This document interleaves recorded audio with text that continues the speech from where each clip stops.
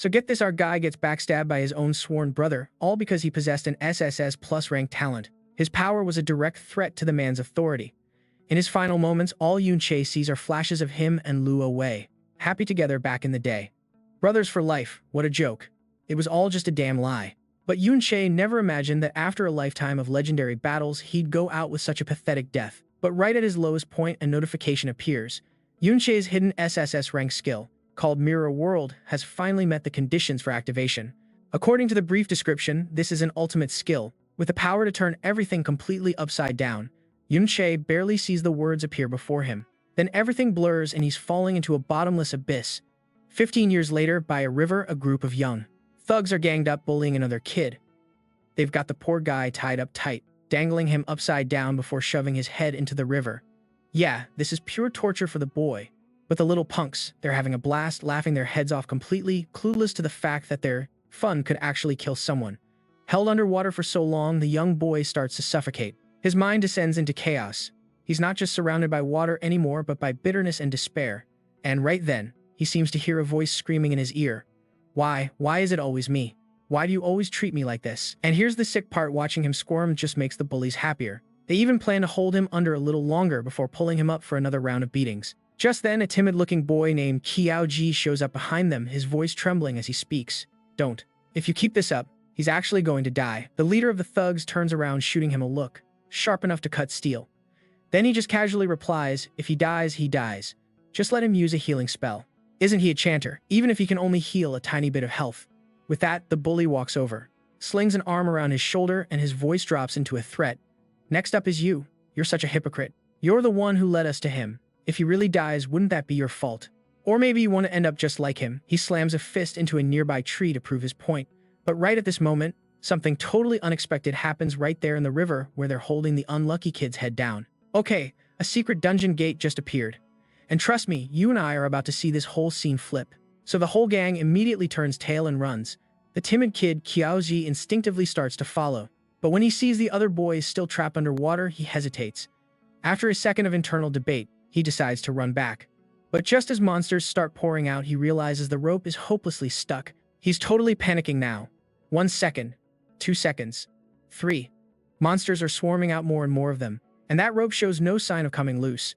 And then a goblin with a massive blade swings right for Qiaoji.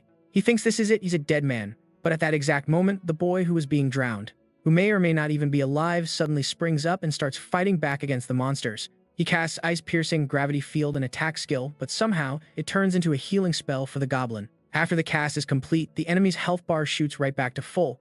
This sends Qiaoji into an even bigger panic. He immediately screams out, "What the hell are you doing? Why did you just heal it?" as he shouts. He quickly throws up a temporary shield to block the monster's next attack.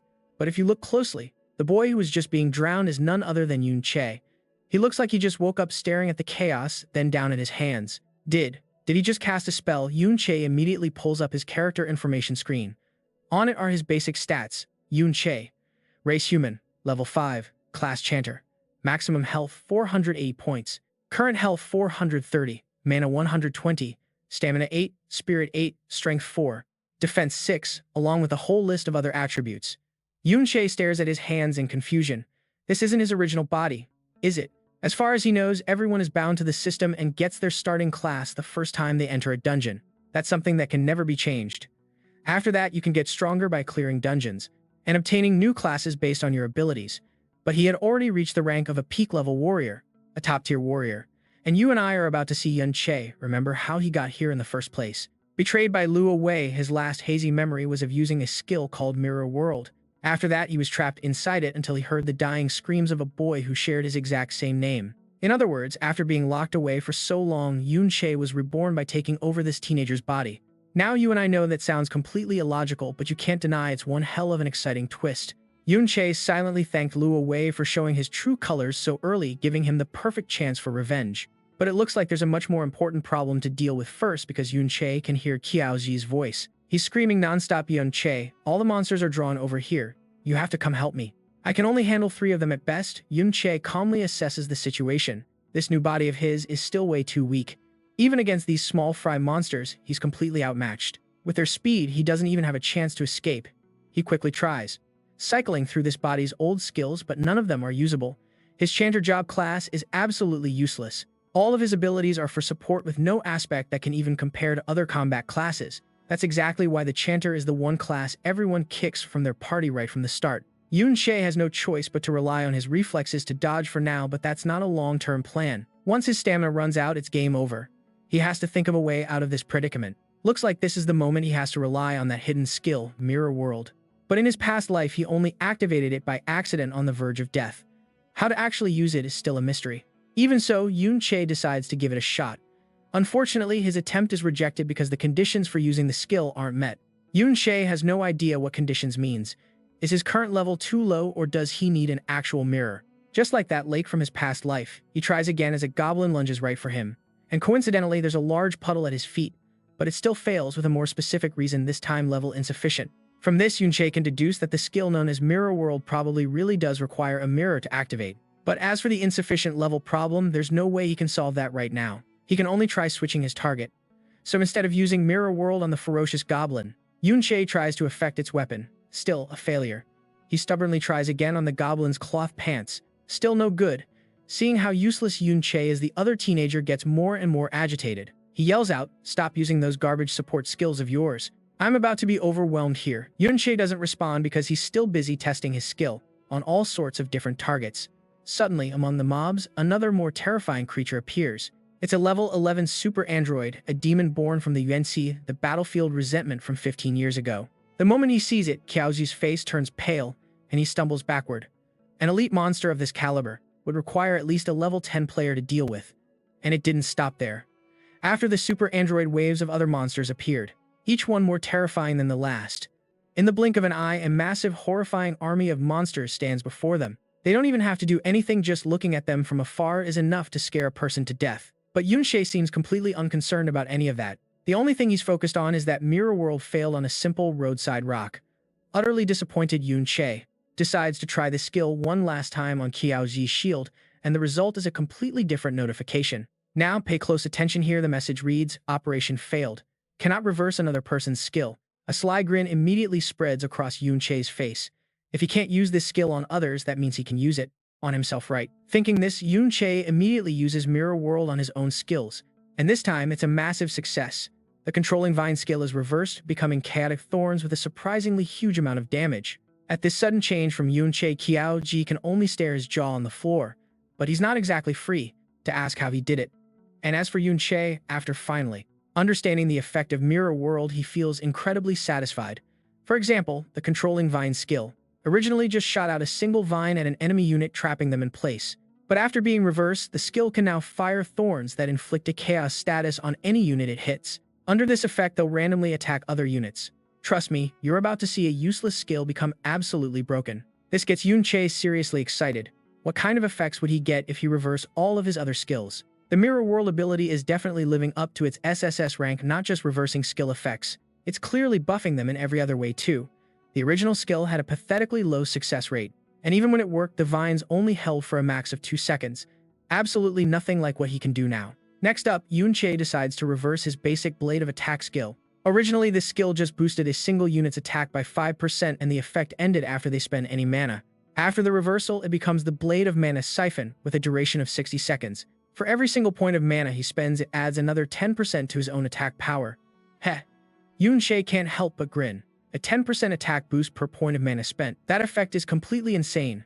Now, whenever he activates this skill, any other ability he uses will also massively buff his attack power. And just like that, reversing this skill levels him up. Looks like those Chaos Thorns have been racking up a ton of experience points for him. By the time those monsters finish tearing each other apart, he'll have pocketed a whole lot more. Plus, leveling up just refilled his health and his mana, allowing him to immediately activate his new Blade of Mana Siphon skill. Just like that, Yun-Che is filled with confidence, slowly taking control of a battle that started out as a complete disaster. He keeps alternating between his two new reverse skills, easily boosting his attack power by 2.2 times, an insane multiplier. He's completely overwhelming the monsters pouring out of the dungeon gate, much to Qiaozi's shock. He's actually freaking out, wondering if the person in front of him is even the real Yun-Che. I mean, how could a simple level 5 enchanter possibly have this kind of ridiculous power? On top of that, Qiaozi has never seen the two skills Yun-Che is using on any other enchanter before. As for Yun-Che, he's completely focused on the fight, relying on his new level 6 stats. His mana recovery is now 120 points per second, and his normal attack power can reach a max of 2.3 times. With that kind of strength, he can even barely handle level 11 elite monsters. But just as he thinks that life throws him a terrifying secret boss, a demonic battlefield chimera, a monster born from the pure hatred on a battlefield 15 years ago. And the most important part, it's a level 21 monster. It completely outclasses all the small fry Yun-Che has been fighting. Xiaoji is so scared, he's speechless. Even Yun-Che never expected to find a hidden level 21 boss in this dungeon. A battlefield chimera is going to be tough to handle. But tough doesn't mean impossible. As the monster charges, Yun-Che calmly uses Chaos Thorns on it. Too bad. This time, his opponent is completely immune to the status effect. His attack fails. With the monster's speed, Yun-Che is just a split second away from being torn apart by its claws. Because he never considered the chimera might be immune to chaos, he hadn't planned any kind of escape route. In this tense moment, it's Qiaoji who rushes forward without a second thought. He throws up a shield to protect him. The sight sends Yun-Che hurtling back in time back to his previous life. Back then, someone else had also charged forward without fear, raising a shield just for him. He even remembers them nagging him, calling him a disobedient kid who always rushed into danger. Yun-Che's eyes fly open, but those distant memories are shattered by the brutal reality of the present. Because Qiaoji is no match for a level 21 monster. The battlefield chimera's attack hits him dead on, sending him flying backward. Yun-Che immediately dashes to Qiaoji's side. His friend's health is down to just 4 points. He's knocking on death's door. Yun-Che quickly casts a basic healing spell. It's the enchanter's starting skill, and as it activates, his health points slowly recover. The mana consumption also triggers the effect of his Blade of Mana Siphon. But man, the enchanter's healing is garbage. It takes forever just to raise Qiaoji's total health to a measly 25 points. For now, it's enough to pull him back from the brink of death, but he's far from healed. Do you have a health potion? Yun-Che asks. One at the bottom of my bag, Qiaoji replies. Good. Drink it. With Qiaoji temporarily safe, Yun-Che turns back to the real headache, how to deal with this chimera. Alright, let's jump right in. With his current power, there's no way our guy can even touch this battlefield boss. But the mobs around it are all nearly dead with just a sliver of health left. A plan is already forming in Yun-Che's mind.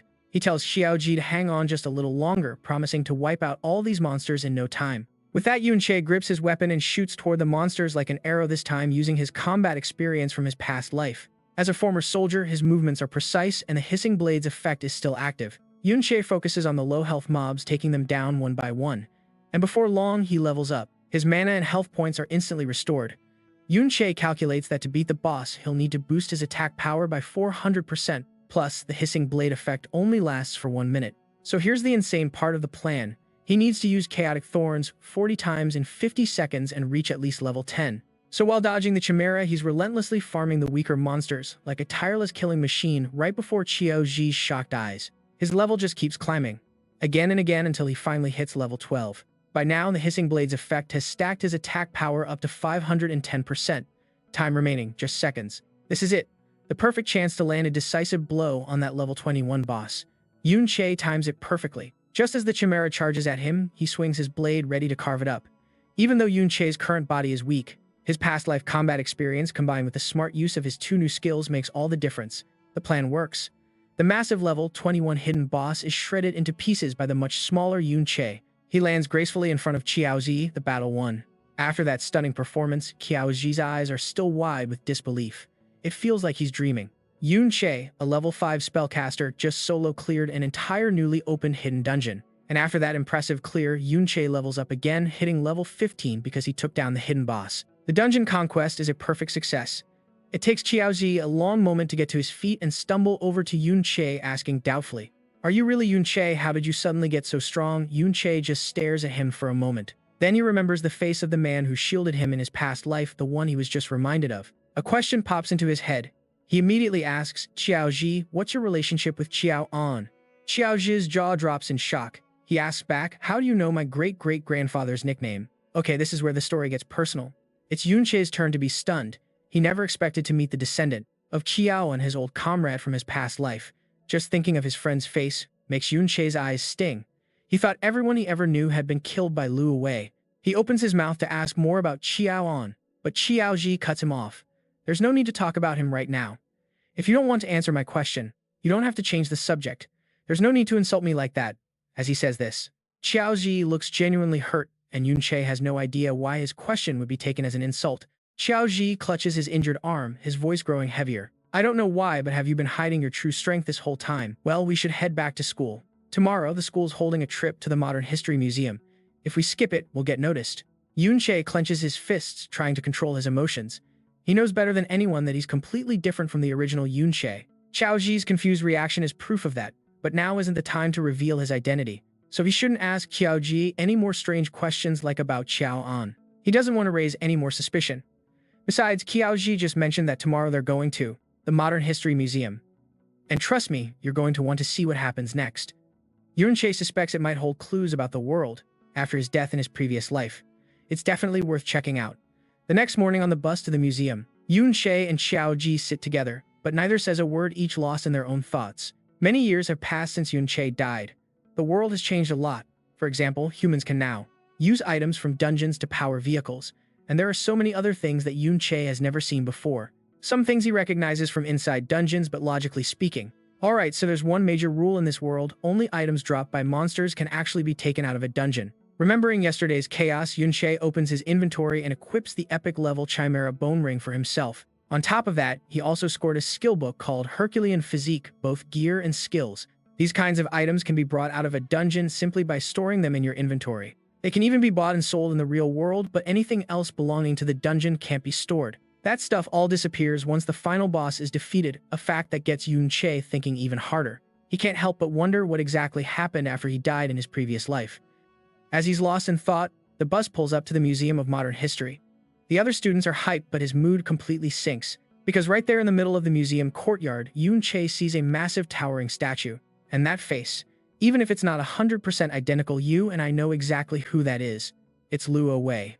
To make things worse, the students around him are showering the statue with praise, calling Luo Wei the ultimate ruler. He's the mighty emperor who put an end to the dungeon catastrophe.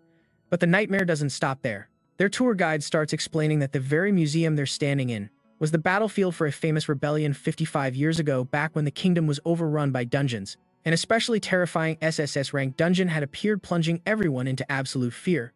But then Luo Wei, as emperor, personally led the charge with his army of specialized warriors. And despite suffering heavy casualties, they finally conquered the horrific dungeon. But just when they should have been celebrating their victory, Luo Wei was ambushed by a rebellion that had been planned all along. And the mastermind, none other than Yunche. In this twisted timeline, he's known as the ultimate backstabbing traitor, an ungrateful villain spat on by generations to come. The more the teacher recounts this version of history, the more it makes Yunche's blood boil. No one could ever imagine that the so-called villain from their textbooks has been reborn, and he's standing right in front of them, forced to carry the blame when he and his team were the real heroes. They were the ones who conquered that SSS-Rank dungeon. Luo Wei was the real monster who betrayed them all. Can you even imagine the pain of being betrayed like that? The guide keeps going oblivious. But our king overcame this agony, and with the help of the hero Ding Kun, he successfully crushed the rebellion. It's a classic case, isn't it? History is written by the victors. The dead can't decide how they're remembered. But just hearing the name Ding Kun makes Yunche pause for a few seconds. In his memory, that name doesn't exist at all. Well. You guys are still alive. Suddenly, a thuggish voice cuts in. Xiaoji turns to see Ding Shu, the leader of the school's biggest bullies, the same psycho who nearly drowned Yunche. He and his crew look completely stunned. They can't believe the two of them survived being dragged into that dungeon. Wait, was that dungeon already cleared or something? For a new dungeon to get cleared so fast, it means a high-level pro must have been nearby. Another one of his cronies, Zhu Xian, chimes in. Guess they got lucky and a master saved them. Yunche tries his best to ignore them, but the provocative glares from these little punks are impossible to miss. Ding Shu is clearly used to throwing his weight around, because even in a crowd, he doesn't hesitate to intimidate Qiao Ji, just like he always does. Didn't think you'd actually make it out of there alive, he whispers into Qiao Ji's ear. But you two almost dragged us into that dungeon with you. So how are you going to pay that debt? Qiao Ji, absolutely furious, instinctively shoves him away. It was your fault. I'm going to report that you and Yunche nearly got us killed in there. But his resistance is completely useless because Ding Shu isn't scared at all. He just grabs Qiao Ji's head with one hand, tightening his grip as he threatens him again. Hey, what's going on in that little brain of yours? You clearly don't understand the situation. Look at that statue over there. Ding Shu forces Qiao Ji's head to the right, towards the statue of Qiao, and also known as Qiao, and being crushed underfoot by the so-called hero, the man that history remembers as a traitor, Qiao An. And that's why Qiao Ji, his descendant, is treated like dirt. He's forced to endure constant bullying. This also explains why he thought Yunche was insulting him earlier. Back in the present, Qiaoji finally understands Ding Shu isn't just some punk who's good at picking on people. Turns out this guy is a phenomenal actor. After quietly threatening Qiaoji, Ding Shu's voice suddenly soars. You can insult me, but you can't insult my grandfather. Qiaoji has no idea what's happening. Meanwhile, Ding Shu's shout has attracted everyone's attention. A crowd immediately forms around the two of them, and everyone recognizes Ding Shu. He's the grandson of the hero Ding Kun, and the guy next to him, Qiao Zi. Many recognize him too as a descendant of Qiao An. Just based on their family ties alone, it's enough for these onlookers to side with Ding Shu without even asking what happened. The descendant of a traitor dares to insult a hero's family. Unbelievable. His ancestor Qiao An caused so much harm. If it weren't for the hero Ding Kun, who knows how many more people would have died. Seeing the crowd on his side, Ding Shu gets even more shameless, shouting louder. I don't care what you say behind my back, but how dare you insult my grandfather? Right to my face like this. Qiao Zi is being slandered by the crowd and framed by Ding Shu, completely unable to defend himself. Just then their instructor arrives. He claims to be a fair man but doesn't even bother to ask what happened. He just immediately demands that Qiao Zi apologize to Ding Shu. That hero spared your family. Even if you aren't grateful, you have no right to disrespect his grandson. After saying his piece, the teacher walks away, leaving Qiao Zi in a pit of despair. Ding Shu is absolutely thrilled with his award-worthy performance. He feels like even if he beat Qiao Zi up right here in front of everyone, no one would stop him. They'd probably even cheer him on. Because nobody helps a vicious dog when it's getting beaten. And Qiao Zi, in everyone's eyes, is a particularly disgusting dog. At that thought, Ding Shu violently grabs Qiao Zi's hair. Now do you think a hero's descendant like me could possibly be wrong? As he speaks, Ding Shu throws a punch, declaring this fist is to restore his grandfather's honor. But something totally unexpected happens. Now watch closely. Before that fist can even connect with Qiao Zi's face, Ding Shu himself takes a massive kick to the head. The one who threw it, Yun Che. He shows absolutely no mercy, sending Ding Shu tumbling backward. The hero's family. Are you all this uneducated? Yun Che's voice drips with contempt. After his grand entrance, with that jaw-dropping kick, the crowd's curiosity shifts entirely onto him. They all knew Yun Che as a weakling who was easy to bully. But this time, everyone gets the feeling that he's a completely different person. And he dared to hit Ding Shu. What did he just say? Is he trying to insult the hero's family too? Some people whisper. Hey, I thought he was only level 5. Isn't he the weakest one in our class? Did he take the wrong medicine or something trying to fight Ding Shu? Everyone is stunned by Yun Che's actions. They only knew him as an orphan, a quiet loner, who was often bullied but just took it. And I know what you're thinking, it seems like his brain finally snapped. As for Ding Shu, it looks like that kick really hurt. After a long moment, he stumbles back to his feet. He lets out a self-deprecating laugh, then speaks with a condescending tone. You're just a punching bag. You should be thanking me for not kicking you out of my sight. And yet you dare to sucker punch me when I'm not looking. Ah, Ding Shu's goons, who've been itching for a fight, see this as their chance to jump in and take care of Yun Che. But our guy is no longer that weak little kid with a level 5 enchantment class. Even though he's outnumbered several times over, Yun Che uses his overwhelming strength and speed to take them all down one by one. After putting Ding Shu's lackeys on the floor, Yun Che carefully lands another solid hit on Ding Shu himself. He just struggled to get up, only for Yun Che to knock him right back down to his knees, fresh blood dripping from the corner of his mouth. Yun Che's speed was so fast that the onlookers couldn't even clearly see his moves. But Ding Shu, he was the one who was most terrified. The first time could have been a sneak attack, but just now he and his whole crew were clearly beaten fair and square. Did you see what just happened? It looked like he just waved his hand and they all fell. Is this Ding Shu really that weak? The crowd's whispers, though not loud, reach Ding Shu, and he absolutely loses it. For a trash-tier support class, to defeat him is the ultimate humiliation. And so Ding Shu activates his Berserk skill, and trust me, you're going to want to see what happens next. Buffing his attack power by 25%, but he's not done yet. He pulls out his weapon, the Firebrand, adding another 314 attack points as he charges forward in a mad rage with this over-the-top weapon. But you and I both know our boy isn't about to just stand there and take it. Yun Che shoots forward like an arrow, instantly finding an opening in his opponent's stance and landing a clean uppercut right on Ding Shu's chin. 3 words flash through his mind: no way possible. Ding Shu hits the floor again, and this time it's even more humiliating than before.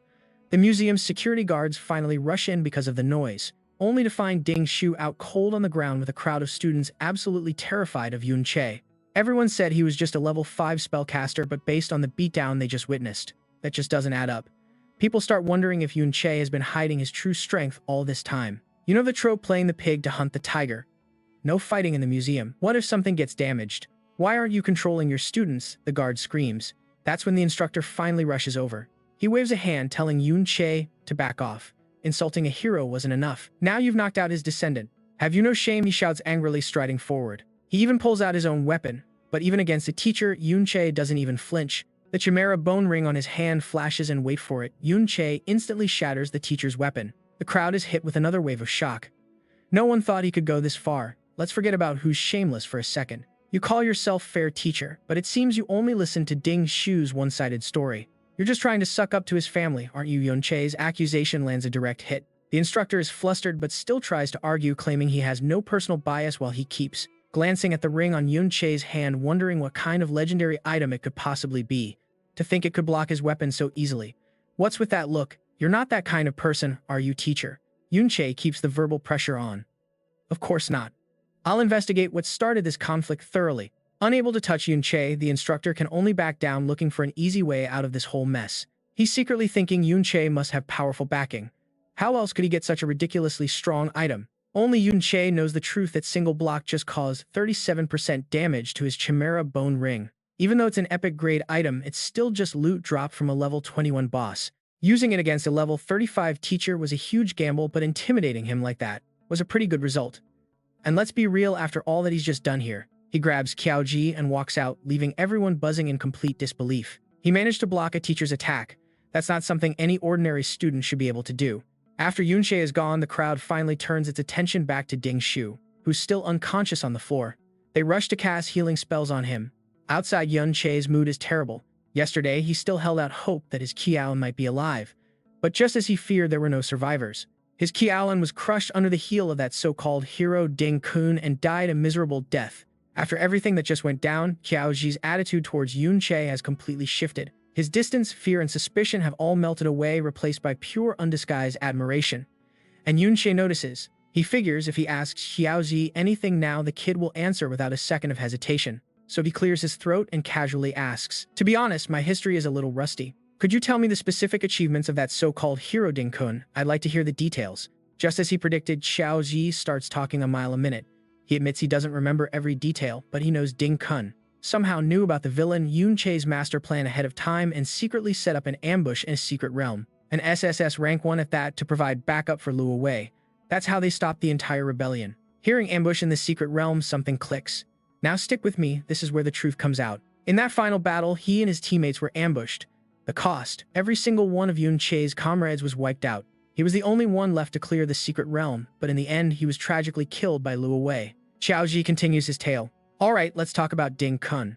The story goes, he dreamed of conquering secret realms since he was just a kid, always training relentlessly. After being promoted by the king, Ding Kun began traveling everywhere, saving regions threatened by these dungeons. Take the infamous disaster at East Wall City. Hearing this, Yun Che's face grows dark. Coincidentally, East Wall was the very same dungeon he conquered in his past life. And that sword, he asks, pointing to the one held by the statue. The flowing cloud sword, rumor has it that's the blade Ding Kun used to execute the traitor Yun Che. They say it's a top-tier item. Yun Che can barely contain his fury, gritting his teeth. Damn you, Luo Wei. He manufactured a hero named Ding Kun, stealing every single achievement and all the glory from Yun Che's past life. I mean, can you believe this? Even his own sword was taken. And right there, Yun Che decides this Ding Kun absolutely cannot be forgiven. A bold idea sparks in his mind, and he immediately drags Qiaoji toward the Ding family's mansion. Outside, the place is swarming with high-level guards, and every single one of them looks absolutely vicious. As Yun Che and Qiaoji sneak by, they almost get spotted by the patrols. But when the guards see they're just two kids, they don't bother paying them any mind. Yun Che is surprised to see these mercenaries are actually using scouting skills. Qiaoji, on the other hand, is a nervous wreck, knowing that this is a terrible idea. Lingering outside the Ding family estate is asking for it. He's terrified that when Ding Shu gets back, he's going to get destroyed. But Yun Che isn't backing down. And even though he wants nothing more than to end the fake hero Ding Kun, according to Qiaoji, the man has been holed up in a high-level dungeon for a very long time. And he's no longer the Yun Che from his past life. This means he can't just stroll into a place like that, not to mention that high-level dungeons are crawling with military personnel. To get past the guards and enter, you absolutely need an official pass, a special permit. And that very permit is the reason Yun Che has come here tonight. He's certain that a pass like that is somewhere inside Ding Shu's house, and he's here to steal it. After all, Ding Kun stole everything from him. Starting his revenge by taking back a simple pass seems more than fair. Do they really need this many bodyguards, he wonders. After all, Ding Shu is just one of dozens of Ding Kun's descendants. Well, they are the hero's family, Yun Che thinks. Besides, there's another dungeon inside the mansion, Qiaoji adds nervously. Yun Che is completely floored by this revelation. And you heard that right. He's so shocked he has to ask again, and Qiao Zi confirms it. There's a private dungeon inside Ding Shu's house. Apparently, this isn't all that rare since most of the low-level dungeons have already been bought up by private individuals. But you have to be incredibly powerful and influential to even afford one. Ding Shu even brings his personal guards inside. That way he can grind monsters and level up anytime he wants.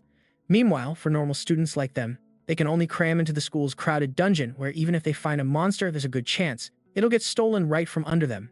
This era has really changed. Yun Che mutters to himself. The class divide is becoming crystal clear.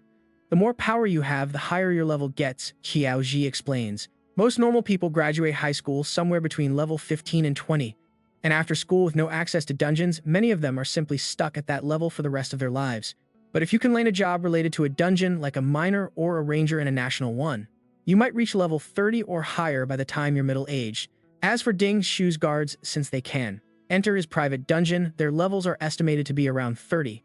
Anyone with a higher level than that is generally recruited into the military or an official organization like the Legion. Only then can they enter high-level dungeons or reach even greater heights.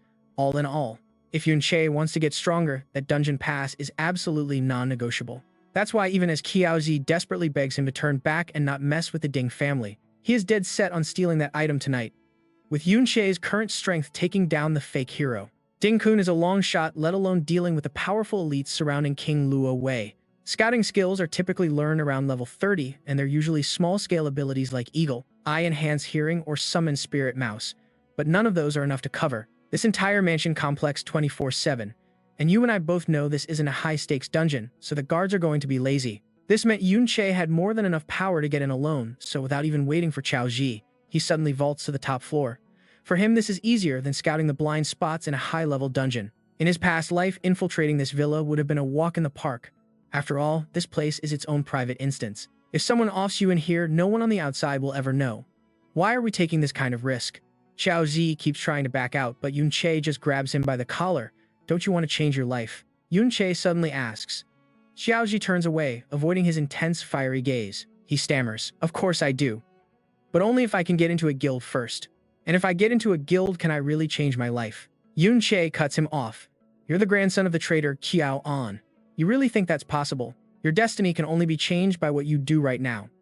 After pulling Qiao Zi over the high wall, Yun Che leaves him there, letting him decide for himself. A part of Yun Che truly hoped that the grandson of Qiao An would have the courage to make the same choice his grandfather did. And this is the moment of truth. What's he going to do? Though his heart was pounding with fear, he finally stood up resolute. He wouldn't let him go to his death alone, so he decides to follow. With Yun Che leading the way, Qiao Ji follows close behind using his personal experience. Yun Che pinpoints the areas with no trace of summoner class recon skills, so as long as they're quiet, they can slip right past the guard's line of sight. And just like that, timing it perfectly, they sneak inside. Qiao Ji is stunned at how smoothly Yun Che avoids the guards. It's like he's a ghost. And they're in. They actually made it inside the Ding family's compound. The entrance to the underground dungeon opens before them. Without a moment's hesitation, Yun Che steps inside. Judging by the starter mobs, this dungeon is a bit higher level than the one they stumbled upon by the riverbank before. But the number of monsters isn't too high since the Ding Shu family cleans it out on a regular basis. Seeing only two small mobs ahead, Yun Che tells Qiao Zi to give it a try. Staring at the two zombies, he's immediately hit with fear and refusal. "You want me to fight them? There's no way I can win." But somehow, even as his mouth says no, Qiao Zi unconsciously rushes forward. As usual, he raises his shield, facing the relentless assault from the two minions. Qiao Zi is fighting and crying at the same time, screaming that he wants to go home. "Why don't you try fighting back?" Yun Che suggests, seeing that Qiao Zi is still on total defense. "What chance do I have to fight back?" Qiao Zi screams. For a level 6 job class with no real combat experience, facing two level 8 mobs at once is a bit much. But that's exactly the situation Yun Che wanted to create to help him grow. He reassures him, "Go on, try. I'm right here. Nothing will happen to you." Yun Che's words give Qiao Ji a strange sense of security, and so he tries to counterattack. But the moment he aims for mob number 1, Qiao Ji leaves a huge opening. The other monster rushes in to attack from behind, but luckily he dodges it, albeit a bit clumsily. Watching from the sidelines, Yun Che has to admit Qiao Ji is seriously talented. It's just his personality. Timid, easily scared, so he's only ever dared to play defense. More specifically, his subconscious judgment of spatial positioning is incredibly accurate. because he's constantly checking for threats. Look, he hasn't lost a single drop of health. Yunche suddenly wishes he could talk to Qiao and to tell him that so many people fail to move forward, simply because they lack the courage to challenge themselves. But today, you and I just watched his grandson take his very first steps. After a long struggle between the two minions, Yunche still had to step in for the final blow, but Qiao Ji still got the experience points and leveled up. The system for sharing EXP is always fair. It distributes based on contribution. This means Qiao Ji genuinely contributed to tipping the balance of power against the enemy. Otherwise, even if Yunche knocked them out afterwards, he wouldn't have gotten any EXP at all. So how'd your stats change? Yunche asks. Besides spirit, everything else went up. Xiaoji answers honestly, shouldn't a normal shield user put points into agility? Without it, it's hard to keep up. Nobody wants to wait for a slow tank. You just get all your monster kills stolen. Yunche sighs, telling him to think bigger. After level 60, job advancements have specific stat requirements like the Fortress class. It needs 60 points in strength and 90 in defense. You can't just spec randomly. Most people are lucky to even hit level 40 their whole lives, let alone 60. That's S-rank territory. Xiaoji says it like it's a pipe dream, but Yunche suddenly steps up and grabs his shoulder. He stares him down with pure conviction. From now on, you need to seriously consider reaching S-rank. No, even surpassing S-rank. Trust me. And his words carry serious weight. You see, in his past life, he soared past even SSS-Rank. Guiding a talent like Qiao Ji to 60 is entirely possible. At the same time, it was time for Yunche to plan his own job advancement. His class was a support type. He's completely reliant on his hidden skill Mirror World to carry him. Speaking of which, Yunche opens his status window to check it out and makes a new discovery. The Mirror World skill can be leveled up. Out in the wasteland, zombies howl and charge forward, their eyes cloudy and ferocious. A streak of light flashes past. Their bodies are sliced in two. The one responsible is Yunche, who instantly swings his blade again, taking another's head clean off. Just as Yunche lands, a notification pops up. Him blade attack power increased by 70%. Remaining duration 0 seconds. But before Yunche can even rest, that muscular zombie he just beheaded gets right back up. He rushes forward with a cold look. Still not dead, huh? The zombie's health bar is almost empty, but the aura on Yunche's blade also weakens. The attack buff has vanished. Sensing this, he twists around and leaps back, thinking to himself, looks like the duration for him blade is up. A skill like this is powerful, but you can't fight with it for long. Luckily, the zombie in front of him finally drops for good. Yunche pants, looking at it exhausted. His own stamina is too low for a prolonged battle. In exchange, a level up notification appears. Level up +1. Seeing this, Yunche nods in satisfaction. For a normal person, leveling up this fast is insane. Wait, I went up 2 whole levels. As he thinks it, his character information panel appears. It lists all of Yunche's attributes along with another notification for dropped items. The log shows his recent kills. You have killed an elite zombie.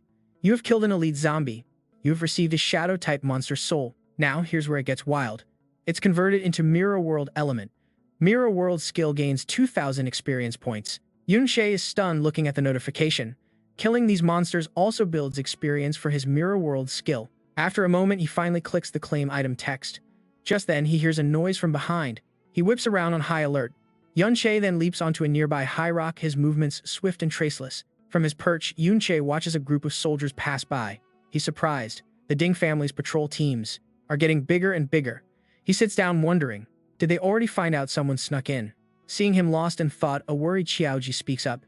There are way fewer monsters now. If we keep this up, the risk is just going to get higher and higher. In the corner, another notification appears. Sluggish gauntlets normal. Physical defense +57. Magical defense +31. Movement speed -5%. Thinking it over, Yunche realizes Qiao Ji has a point. He starts to reevaluate the situation. The kid's not wrong. Juggling monster hunting while dodging guards and keeping track of his him blade timer. Yeah, with his current strength, he's definitely pushing his limits a little too hard. Yunche puts a hand on his chin, glancing over at his inventory to consider his options, especially the skill book that just dropped. The item description pops up. Skill book brick technique. Ability to create a magic brick from thin air. Duration, 2 seconds. Learnable classes, support and caster. But Yunche's eyes are drawn to the purple text. It clearly reads inversion virtualization. Cost 30 MP. Duration 4 seconds. Can make brick-sized objects intangible. He thinks to himself, not every inverted skill is designed for combat, is it? Then Yunche looks at another section in black, the Mirror World skill description. The ultimate skill. It can reset any other skill back to level 1. Yunche's mind was already racing. He only needed 30% more to level up his Mirror World. A slow smile spread across his face as he stood up. And get this, his new reverse skill is already broken at level 1. Just imagine how insane it'll get after a few upgrades. Yunche's eyes began to glow intensely. He stared into the darkest corner of the wasteland, a plan already forming in his mind. If I can just take down the lord of this secret realm, I should be able to level up instantly. Straight to level 2. An opportunity you don't get in just any old dungeon. This was the only place to get experience for this skill. The scene shifts to a bizarre area where a strange object is tangled in massive roots. A few beasts surrounded by a strange purple aura patrol the area. This is exactly where Yunche was headed. First things first, I need to scout out the realm lord. He walked straight down the rugged stone path, moving forward. Xiao Ji followed close behind. On the way, Yunche considered summoning a scouter rat, maybe an eagle-headed cat. His reconnaissance skills were getting sharper by the second. And then a strange sound. It came from nearby. Yunche immediately snapped his head in that direction, his eyes landing on a scene resembling an altar. High above, a colossal dark figure was bound tightly in chains, surrounded by a crowd of soldiers standing guard. Yunche signaled to hide. From behind him, Qiaoji peered out, his eyes wide with undisguised shock. Now, this is something you don't see every day. A realm lord. Completely captured and restrained. Back at the academy, the teachers guarded theirs and no one was allowed near. But this one, it even has mages involved. Qiaoji instantly knew those chains had to be a high-grade magical item. Yunche didn't respond. His focus was absolute, scouting the scene ahead. There were a ton of guards scattered around. If he made a move on the realm lord, he'd definitely draw even more attention. Just as Yunche was weighing his options, he knew at his level there was no way he could kill the lord while surrounded. But then his eyes caught something. A lone guard relieving himself in a corner. And just like that, a bold new plan clicked into place. He covered his face and swiftly leaped down. First, target the guard. At the same time, a system notification popped up. Screaming Blade's magic attack increased by 150%. 44 seconds remaining. Moments later, Yunche reappeared, dragging a crippled Liang Ting. He threw the man down in front of Qiao Zi, then pulled back his hood. A powerful aura exploded from his back. Next up, interrogation. You'd better be honest with me. Just that one look was enough to make Liang Ting's face go pale with fear. He immediately started talking.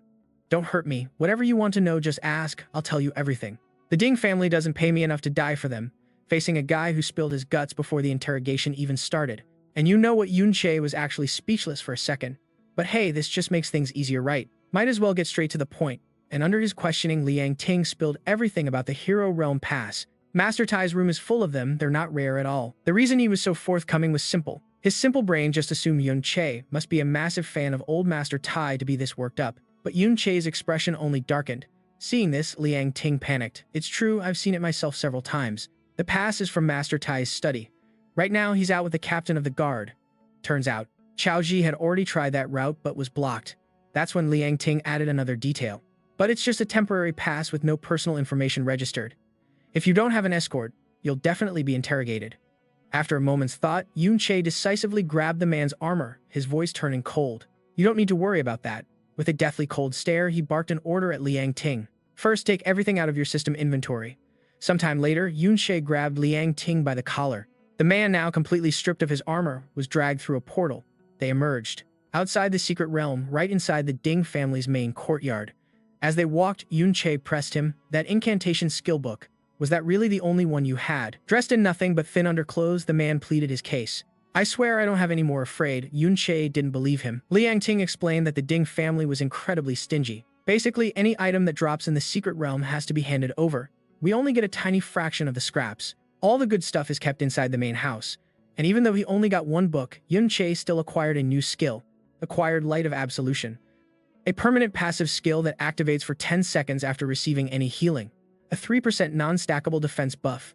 Meanwhile, Liang Ting is still rambling on from inside the house. At the same time, one of Yunche's purple skill slots lights up. Moonlight Descent reversed, a permanent passive. It's a 15-second 6% defense boost after healing. Soon they're hiding in the bushes, and this is where you and I need to pay attention. Liang Ting whispers an explanation that's the Ding family's inner compound. Without a direct summons, guards like them can't get inside. He discreetly glances at Yunche, trying to read his expression before continuing. Because in the Ding family, aside from the young Ding Shu, everyone is level 30 or higher with top-tier equipment. In reality, they don't really need protection. But Yunche doesn't react as expected. He raises his blade, threatens Liang Ting, and asks a question. So if we get inside, we can get the access pass, right? The man just stammers. But the head of the family is in there. A simple diagram appears as Liang Ting points and breaks it down. That guy with a mustache is level 42. If you run into him, you will definitely lose. Then images of the Ding family's leaders pop up. Liang Ting continues, saying the Grand Master and 3 family heads all over level 50 are away on business. If they return while we're inside, it'll get even more dangerous. Yun Che's eyes narrow, the tension palpable in his gaze. His focus is on the family head level 42. Going inside means facing him head-on, a family head who massively outlevels him. And yeah, Yun Che has made his decision. He knocks Liang Ting clean out, the system confirms unconscious. Then he calls over Qiao Ji. Ignoring his confused stare, Yun Che simply gives an order. You stay here. Turns out he already had a plan. He just needs to lure the target outside, and very quickly. The view of the secret realm materializes before Yun Che. Outside stands the realm's overlord. Hiding in a dark corner, he inspects the mysterious chains, a high-level item used to control the boss. If the boss doesn't die, the secret realm remains, making it a perfect long-term resource. As he's thinking, his eyes land on a guard taking a water break in a corner. Yun Che realizes that a place this important must have someone watching the lock. Seeing the guard alone, he quietly moves in from behind. Yun Che coldly raises his blade. This approach seems incredibly cautious, but the reason for that caution is simple. No one wants to die trying to pick a lock. Besides these iron chains, he was an expert with them in his past life. He decisively plunges the blade into the man's chest. Blood splatters instantly.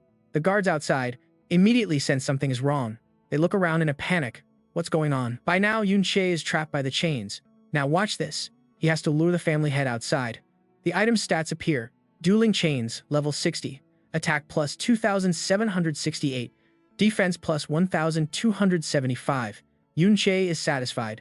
This method is perfect. On his high throne, the secret realm's boss suddenly lurches to his feet as the guards watch in confusion. What's happening? Why did the boss suddenly lose control? The family head quickly gets a report on the commotion. Outside the realm in the Ding family's main courtyard, he barks orders. Stop dragging your feet. Get in there and provide support. After the last soldier enters, Qiao Ji finally dares to peek out from behind a tree. Meanwhile, Yun Che has already secured the chains. Level 60 equipment obtained. He thinks to himself, getting into the main house now should be a piece of cake. At that very moment, 2 luxury cars pull into the Ding family courtyard. A servant at the main gate bows low. He opens the door. Welcome back, young masters. Stepping out of the black car is none other than Ding Hao, level 42, second head of the family. Trailing behind him is a battered and bruised Ding Shu. It wasn't that serious. Why did you come get me? I was just careless with that punk. Yun Che. Ding Hao coldly cuts him off. Picking you up was just on the way. Ding Hao's entire demeanor shifts as he walks toward the white car. He respectfully opens the door. Miss Yun Sa, after you, please. Yun Sa and Yun Yan step out following Ding Hao as he gestures forward, trying to suck up. Welcome to my humble home. Just then he spots Qiao Lei bowing nearby, and his friendly expression instantly vanishes. 1 second a smile. The next a twisted, terrifying sneer. Ding Hao walks right up and kicks Qiao Lei hard. Get out of the way, he screams in a rage. Then they simply ignore Qiao Lei lying sprawled on the ground and walk inside. From a distance, Qiao Ji sees everything. Trust me, you and I just witnessed a game-changing moment. Seeing Qiao Lei in such a miserable state, Qiao Ji freezes, not even noticing Yun Che has appeared right beside him. What's wrong? You stopped because you saw the Ding family come back. Alright, let's jump right into the thick of it. Yun Che approaches Qiao Ji, who has this incredibly troubled look on his face. Hearing Yun Che's voice, Qiao Ji quickly snaps out of it and tries to change the subject, asking, how did you get here so fast? Yun Che just holds up his hand and explains. After all, that was a dungeon lord. Even at level 30, catching it alive is nearly impossible. Based on the situation, Yun Che concludes there's no need to panic, at least not for the next 30 minutes. They won't be able to recapture it that easily. Then he recalls Qiao Zi's expression. Hey, what exactly did you see just now? Qiao Ji's face darkens, his eyes filled with turmoil as he glances behind him. In a corner of the Ding family courtyard is Qiao Lei, level 17. He's bowing his head, trying to suck up to a man in a black vest. Qiao Zi's voice drops to a whisper. That's my uncle. Qiao Zi looks away, unable to meet Yun Che's eyes. He turns his back, his face grim as he begins to explain what happened. He says his entire clan was wiped out during that time. Qiao Zi's voice grows heavy with sadness. But even so, we shouldn't have to face this kind of humiliation from those who remain. Hearing this, a flicker of understanding crosses Yun Che's face. That single event triggered a chain of disasters for the Qiao family. They've had to constantly endure the Empire's malice. Even the women weren't spared by those monsters. Qiao Ji's voice cracks with agitation, and under the shady command of the hero Ding Kun, the bullying has only gotten more and more severe. And now we get to the heart of the tragedy. All of this led to the Qiao family's inevitable downfall. We could only become servants to the Ding family. At that moment, Qiao Ji bites his lip, suppressing his emotions. Across the yard, Qiao Lei is kicked to the ground yet again. He gets dragged out just to show off the strength and kindness of the hero's clan. For the Kiao family, survival means obeying the Ding family's every whim. They can only bow and scrape, barely hanging on. Then Kiaoji remembers his father back when he still worked as a host. My parents. They once thought about trying to change things. But that proud man eventually became a shadow of his former self. He became a pot-bellied old man screaming, "Run, run, run," all day. In the end, my father just lost his mind. Seeing what happened to his own brother, Chao Lei learned to be subservient, just like you see now. And my uncle, he became the Ding family's total lapdog. Reliving these painful memories, Kiao Ji's body begins to tremble. He stammers, "Me coming here. Was it really the right thing to do?" Seeing him in this state, Yunche doesn't push him any further. He walks right past him. "I'm going inside." Seeing Yunche's resolve, Kiao Ji calls out from behind, trying to stop him. Ding Shu's father is in there right now. He's level 42, fully geared up. "If he finds you, you're dead for sure." But Yunche isn't the type to give up that easily. He answers bluntly. And I want you to listen closely to this next line because it defines our main character. In an era where dungeons are controlled like this, if you don't take risks, there's zero hope of ever changing the situation. Qiao Ji is left speechless. And there are some things you'll never achieve if you're always second-guessing yourself. With that, Yunche turns his head. His face caught in the sunlight holds a strange kind of beauty. "Qiao Zi, I can help you change this. But first, you have to make a choice for yourself. As for me, I choose to fight, but I won't force you." Even after hearing all this, Qiao Zi is still terrified. He tries to argue. "But they're a great family that can shake the world. Can we really fight them?" Knowing Qiao Zi still has his doubts, Yunche decisively turns and walks away as if to prove a point. "What I want to fight is..." And with that, he leaps down, leaving a stunned Qiao Ji behind, his hair blowing in the wind. In an instant, his figure vanishes, leaving only his powerful words echoing in the air. "This entire empire." At that exact moment, inside the Ding family's living room, Ding Hao is asking a maid, "How did the dungeon lord manage to escape its bonds?" Sitting opposite him, Yun Sa senses the tension and delicately speaks up. "Uncle, is this a bad time? We can always visit another day, you know." Hearing this, Ding Hao immediately waves his hands, a fawning smile on his face. No need. My big brother can handle it. How could some tiny dungeon be more important than Lady Yun Sa?" Fearing she might leave, Ding Hao immediately starts name-dropping his superiors. "Besides, after they heard you were willing to visit, my father and third uncle started heading home." As he keeps schmoozing, he adds that they have more than enough power to handle this problem. "I also contacted Hero Ding Kun. He's very eager to meet you." Just then, a shadow silently approaches on the second floor. That shadow is Yunche. He instantly pieces it together.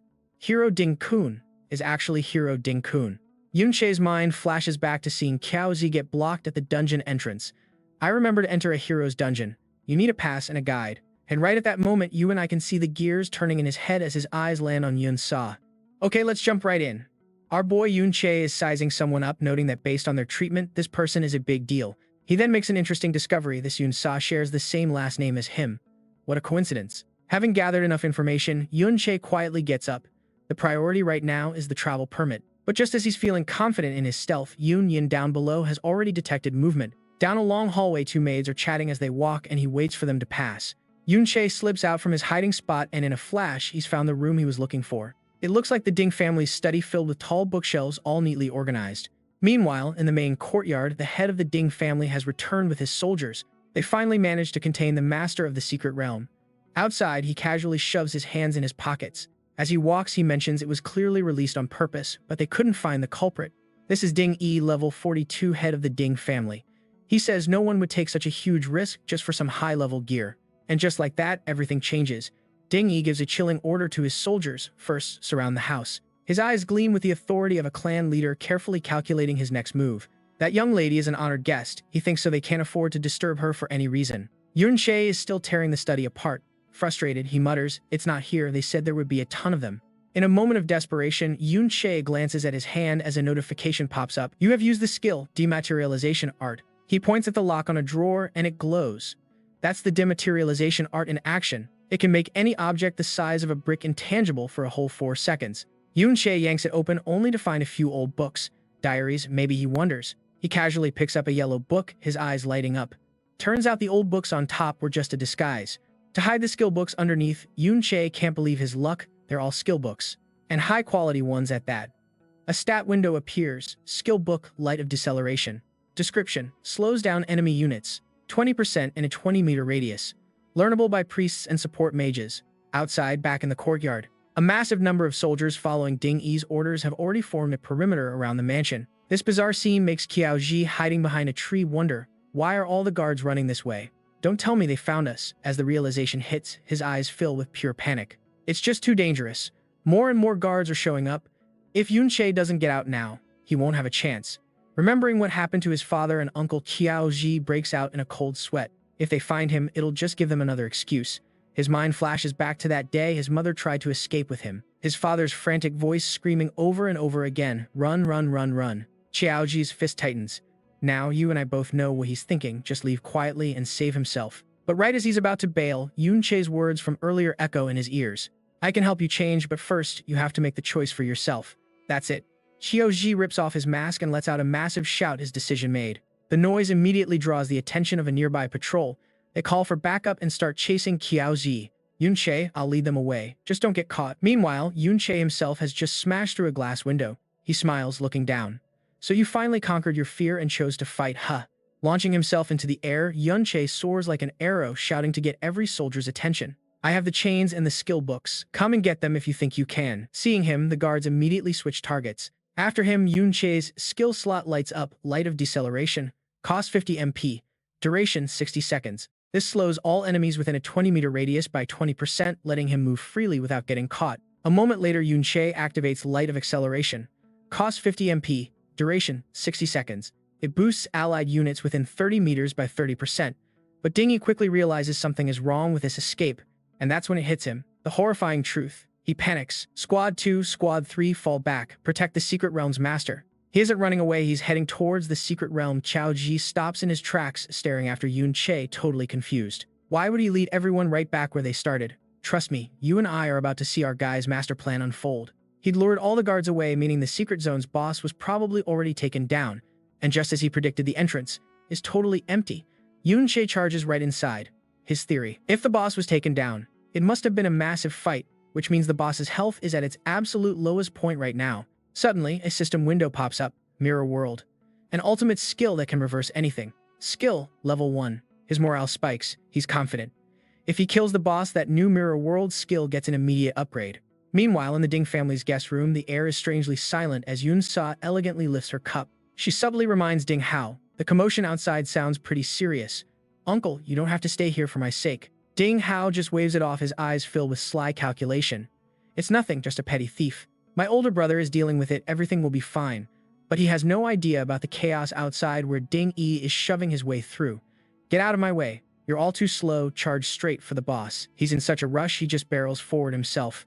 Now pay attention. He orders rangers and archers with me. We're hunting down that intruder. And just like that, Ding Yi is already closing in on Yunche up ahead. A quick flash and Yunche checks his own status window. His agility is already at 25. Every class gets 3 bonus points per level up, and he dumped half of his points straight into agility. Just then, several jade green arrows fly out from around him. He looks unsatisfied. On top of that, he's got a speed boost from his secondary skills. Yunche doesn't dare stop leaping across the secret zone. He calculates that around level 30, usually only archers and rangers can actually keep up with his speed. Moments later, he finds the boss temporarily sealed to the ground, status crippled. Seeing the mob surrounding it, Yunche instantly put it all together. They sealed the boss here because they were afraid someone would steal it. This proves it's at its absolute weakest. Knowing this, he steps right out into the open. If he unleashes his maximum power, he can finish it in one shot. The soldiers and mages spot Yunche.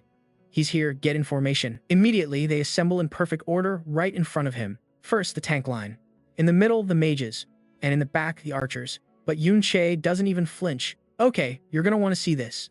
He summons a magic circle, skill Chaos Thorns, and unleashes it on the crowd. Their formation instantly breaks into chaos. What kind of skill is that? I've never seen anything like it. System alerts ping all around the soldiers. Judgment failed. Judgment failed. Immune. Judgment failed. Judgment failed. One of the knights scoffs, still confident. It's just a status effect skill. A player's resistance is way higher than a monster's. There's no way we'll get hit by that so easily. Famous last words. The chaos behind him proves him wrong instantly. A mage is hit, and he's attacking his own allies. We're in deep trouble. Someone got hit, and sure enough, the mage's status bar now reads KOs. No way, another soldier yells. The status effect chance on that skill is completely broken. And while they're all in chaos, Yunche slips right past them. The soldiers are too busy fighting their own mages. He strolls through like he owns the place. The more people there are, the easier it is to reach the boss. Its health is critical. Even if they do spot Yunche, their bodies are already tangled in thorns. They start blaming each other. He's coming right at us. Use a control skill. Knights, why aren't you blocking him? Stop hitting me with your skills. I'm busy. Yunche can't help but give them a look of pure contempt. This is just a disorganized mob with zero real combat experience.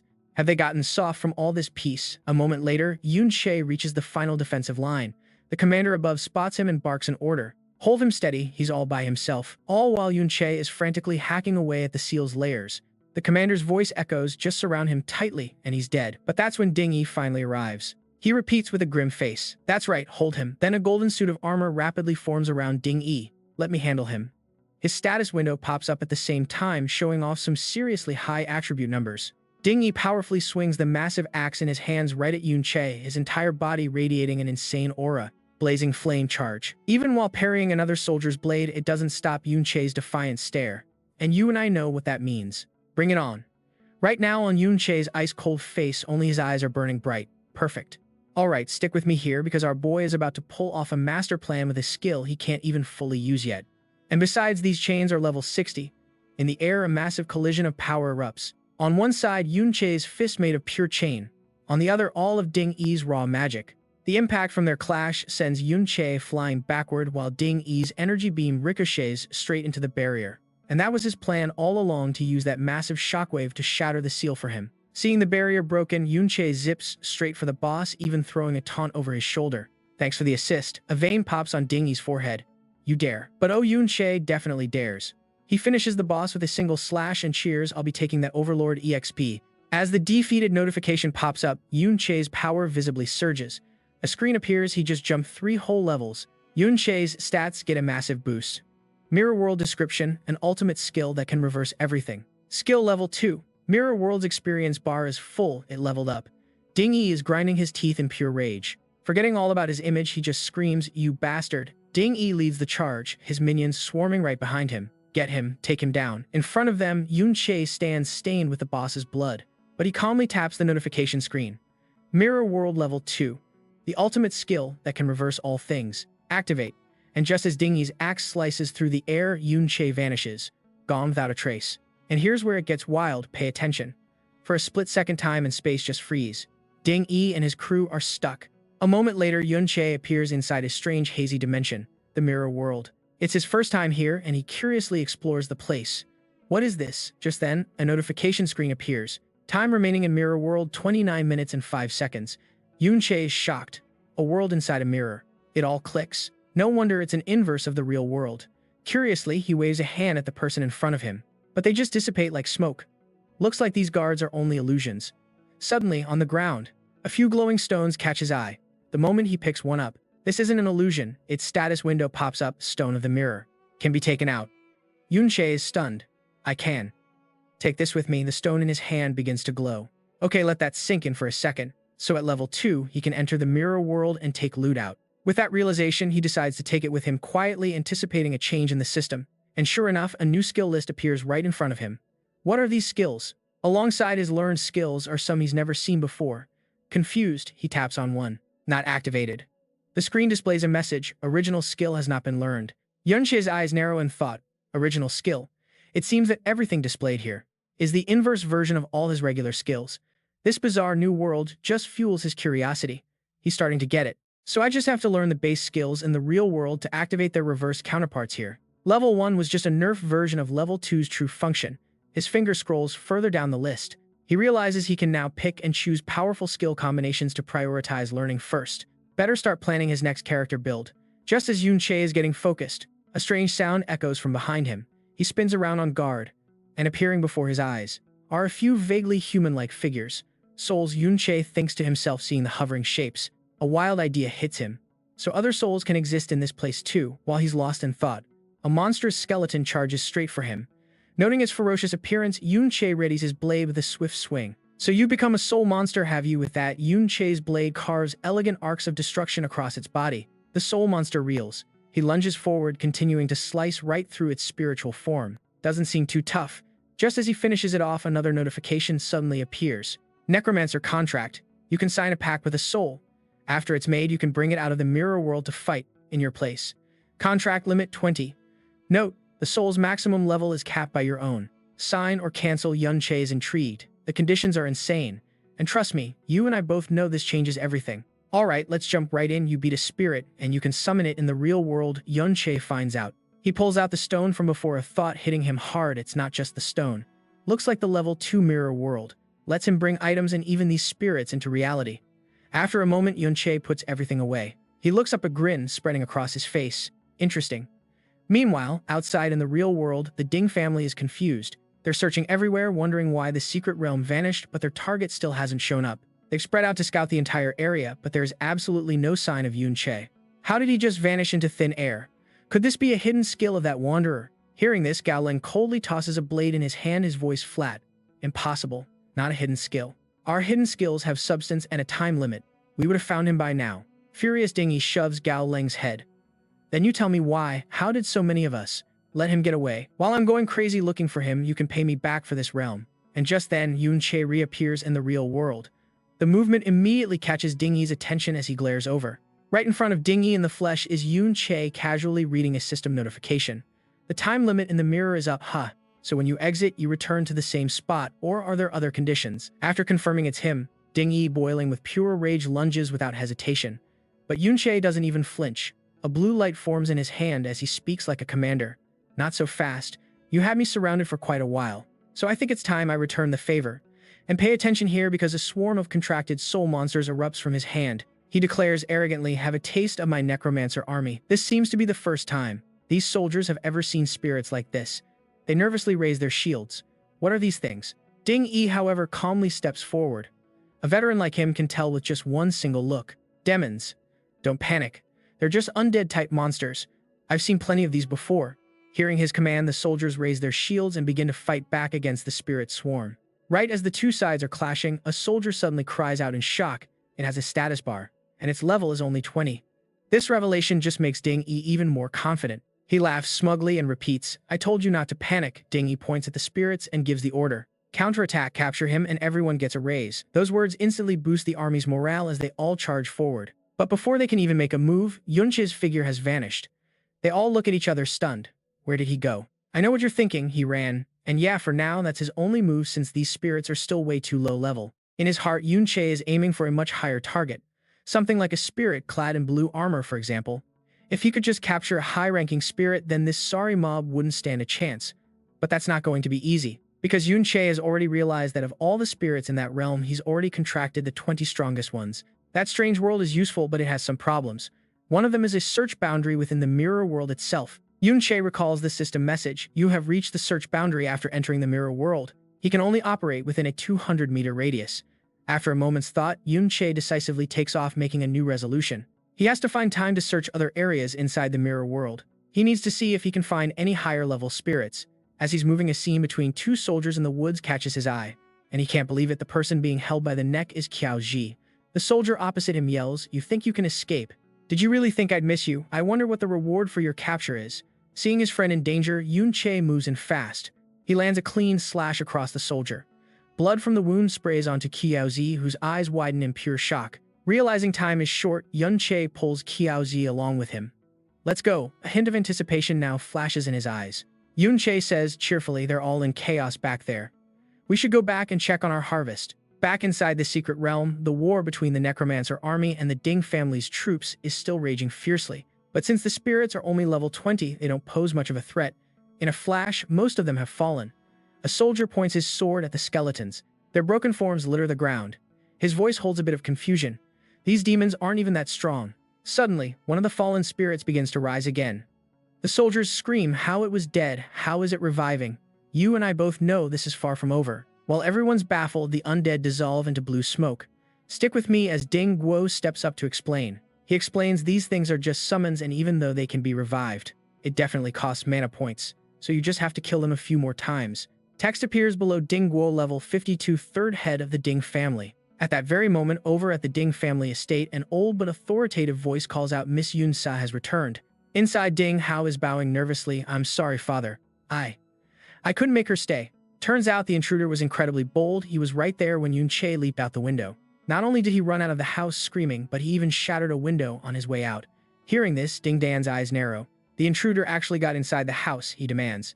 This is Ding Dan level 57, son of the hero Ding Kun, patriarch of the Ding family. Ding Dan shouts at them furious. They not only failed to catch him, but don't even know what he looks like. Is this how you do things? Ding Hao bows even lower. It was my failure. However, Ding Hao quickly collects himself and looks up. He eagerly reports, but Miss Yun Sa, she has agreed to go to the hero's secret realm. At least the GF family matter is resolved. This was exactly what Ding Dan wanted. His expression relaxes, but his voice stays hard as steel. Find out who did this, and you will kill them. A moment later, as if remembering something, Ding Dan urgently tells Ding Hao to check if anything else was stolen. Elsewhere, Yun Che has successfully acquired the access card. He stares at it in his hand for a long moment. He got the pass, but here's the catch. There's still one huge problem he has to solve. He still needs someone who can actually get him inside the hero's secret realm. After careful thought, Yun Che puts the card down on the table. He glances out the window. This problem can wait. After all, that raid on the Ding estate got him to level 20. And Yun Che is taking stock of his inventory. It's grown considerably after that break-in. Even though his Chimera Bone Ring is basically destroyed 94% damage, he still managed to grab over 10 skill books. He picks out a blue-colored book from the pile of stolen skills. He thinks to himself, Chanter is a support skill. A window lights up. Skill learned Battle Chant. 40 MP cost. Duration is 60 seconds. Crit rate up 8%, crit damage up 15%, but defense down 20%. Not only that, Yun Che realizes he can rely on these skills in reverse to supplement his own attributes. With that, a purple skill icon also lights up. Inverted Shield Chant, 40 MP cost. Duration 60 seconds. Crit rate down 12%, crit damage received down 23%, and defense up 30%. Thinking it over, Yun Che lets out a small smile. He's satisfied, flipping open the book. With these, just by relying on his own attributes, he can crush anyone at his level, boosting his combat power. Just then, a notification bar appears. A permanent passive skill, Strength +3 for defeating the Secret Realm boss. What an unexpected surprise for Yun Che. Corrupted Knight's Armor. Level 30 requirement. Type Chest Armor. Quality Rare. Spirit is -3. Physical Defense +900. Magic Defense +1500. He silently calculates the stats. On top of that, the previous lord dropped a piece of equipment he can use later. The trip to the Ding family helped Yun Che achieve his initial goal. And here's the biggest win of all Mirror World, his ultimate reversal skill has finally leveled up. The skill is now at level 2. Seeing this, Yun Che's expression turns deadly serious. He thinks back to that statue, and the undead summons he managed to capture. They've significantly boosted his fighting power, but it's still not enough. Not by a long shot. Based on the equipment that statue is wearing, the hero has to be at least an S-class job from the ancient warrior tree. Knowing this, Yun Che steals his resolve. He needs to get a same level undead contract and push his level past 50 if he wants a chance to kill him. Qiaoji, sitting nearby, notices his strange expression and asks Yun Che, "They're not going to come after us, are they?" The question snaps Yun Che from his thoughts. A confident smirk plays on his lips as he says, "Relax, I already lost them, and they never saw our faces, so we're good." But Qiaoji looks away, clearly not convinced. His body is still tense with fear. Yun Che notices the heavy atmosphere and looks over. Still on edge, huh? It's a lot for a kid his age. He calls out gently, "Qiaozi." Then Yun Che asks a wild question. Are there any secret realms nearby where a powerful person has died? Xiaoji is confused. Huh. Yun Che nods, explaining, "That's right. I need a higher level secret realm to level up. As for the powerful entity, you'll find out when we get there." Xiaozi seems to know something, stroking his chin in thought. Speaking of a secret realm where a master died, there is one. But Xiaozi's face scrunches up as he hesitantly replies, "Problem is that one belongs to our school. There's no way to sneak in." Hearing this, Yun Che falls silent, resting his chin on his hand, already scheming. A private school dungeon, you and I both know he's already got a plan. Who knows how much time passed? Until a voice breaks the silence, filled with total shock. "This is for me." Liu Jian stares, stunned at the book from Yun Che. A rare purple grade skill book, and it's even for his specific wanderer class. Here in his private home, seeing the bribe, Liu Jian lets out a small cough. He figures this Yun Che kid must have some serious backing, but on the surface, he plays it cool, pretending to be strict. "The school's dungeon can't be opened for just anyone, and I certainly can't pull strings." Yeah, right. We're watching him literally hide the bribe as he says this. While pocketing the book, he finally points out a potential path. But this secret realm is only open to graduating seniors right now. Generally, underclassmen are not qualified to participate. Yun Che stands before him, his simple outfit somehow making him stand out even more. However, if you're an exceptionally talented student, you can join the expedition with a teacher's recommendation. Liu Jian promises, "I'll do my best to help you get that spot." Turns out a little gift makes things happen real fast. And just like that, Yun Che is at the secret realm. He acts calm, blending into the crowd and walking past their whispers. This might be the last secret realm I ever enter. I have to grind as many monsters as possible. Nearby, a few others are praising a higher power. If it weren't for the hero's gift, we wouldn't have this opportunity. Thank you, great hero. Only when he gets closer to the entrance does Yunche realize something feels off about this place. Facing him and Xiaozi, Liu Jian spreads his arms wide. This is the hero's secret realm gifted to our school by the hero himself. Legend says he once fought right here. There might still be traces of him left somewhere. Yunche listens calmly, but Xiaozi, on the other hand, suddenly backs into the shadows, his face filled with pure panic. It turns out the history of this place is the start of the Qiao family's downfall. Xiaozi whispers in horror, the hero's secret realm. Oh, I think you and I just figured out why he's panicking. Isn't this where the hero bravely struck down the traitor, Qiaoan? In the tense situation, Xiaozi anxiously watches Yunche's back. He's torn. Should he tell Yunche? Just then, Liu Jian finishes his speech and claps an approaching Xiao Ta on the shoulder. The level of this realm is pretty low, so just be mindful. Xiao Ta, you'll be leading everyone. Hearing this, Xiao Ta grits his teeth, his eyes flashing with annoyance. Then how am I supposed to level up? Liu Jian just pushes Xiao Ta towards the entrance. All right, no more complaining. The gate is open. Hurry and get inside. His eyes had already landed on Yunche. A first year is here too. As he walks up the steps, Xiao Ta rubs his head, completely bored, and glances back with pure disgust. So annoying. Now I have to drag two deadweights along. He strikes a big shot pose and points his finger. Hey you two, once we're inside, stay behind me. Don't you dare cause me any trouble. Otherwise, if you die, it's not my problem. Yunche doesn't even pay attention. He has bigger things to worry about. A level 20 to 40 secret realm. In a dark space like this, a gleam appears in Yunche's sharp eyes. He can feel a distinct sense of danger. A moment later, the group steps through the gate. And trust me, you'll want to see what's on the other side. Inside the hero's secret realm, the lead students suddenly stare off to the side. Xiao Ta gasps in surprise. What in the world are Yun Yin and Yun Sa here too? Turns out they had already appeared inside the secret realm. Everyone is a little surprised to see them. Another person adds, aren't they just underclassmen? Then he shoots a disgusted look toward Qiao Ji and Yunche. I mean, look at those two first years over there. They got in too, didn't they? A smug smile spreads across Xiao Ta's face as he puts his hands behind his head. If Yun Sa's group could be transferred over here, that would be amazing. Leading the girls gives me way more motivation. A rosy thought pops into his head. He closes his eyes, daydreaming. Maybe I could even get close. But Guangshu bluntly throws a bucket of cold water on his fantasy. Stop dreaming. They're probably over level 30 by now. We're the ones who asked for their help leading. He even gives a helpful reminder. Besides, don't even think about aiming that high. Hearing that, Xiao Ta scoffs and waves a hand dismissively. Yeah, I get it. I was just joking. But even as he says it, his eyes can't help but drift over towards Yun Sa and Yun Yin. He glances over and they're walking right towards him, leaving him completely stunned for a moment. Xiao Ta starts to call out to Yun Sa, but she walks right past him, stopping in front of Yunche. Yunche is surprised but keeps a poker face. Who is this? When he gets a clear look, he realizes her status at the Ding family home wasn't low at all. So why approach him? He tenses up instantly. Did she know the original owner of this body, or is she here on behalf of Ding Shu? Yun Sa, oblivious to his mood, brushes her hair back and smiles. I saw you at the museum yesterday. Your skills are impressive and your voice is very unique. This wasn't what Yunche expected at all. He's suspicious. Is she just making small talk? Then Yun Sa leans right into his personal space. Now listen to this whisper. Even with all the shattering glass, she says, your voice was perfectly clear. Those words hit Yunche like a truck. His mind floods with worry. She figured me out from just two shouts. By the time Yunche snaps out of it, Yun Sa has already turned away to change her gear. She waves, all done. That's it for today. And right after Yun Yin changes her equipment too, Yun Sa pulls down her hood as a signal. We'll scout ahead.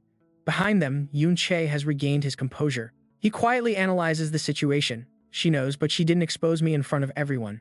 Instead, she told me like this. Is she warning me? Yunche recalls the other day in the living room. Ding Shu was there too. That's right. Ding Shu could also recognize my voice. Yunche's gaze drifts into the distance. He puts a finger to his chin, thinking, as long as the Ding family doesn't find us soon, we're good. At the rate I'm leveling up, I won't have to worry for long. After careful consideration, Yunche decides, if she's showing goodwill, then I should return the favor. So as a thank you to Yun Sa, Yunche offers a warning of his own. Be careful. This dungeon has a dangerous aura. His warning makes Yun Sa finally notice the strange feeling. Now that you mention it, there is something odd here. Although she feels he's right, Yun Sa just gives a polite reply. At my level, it's not a huge concern. But thanks for the warning. As their figures finally disappear from sight, Liu Qing finally speaks up. Was that really Yun Sa? Zheng Yu couldn't hide her own curiosity. Isn't she supposed to be ice cold? Why was she talking to him? The whole group quickly surrounds Yun Che.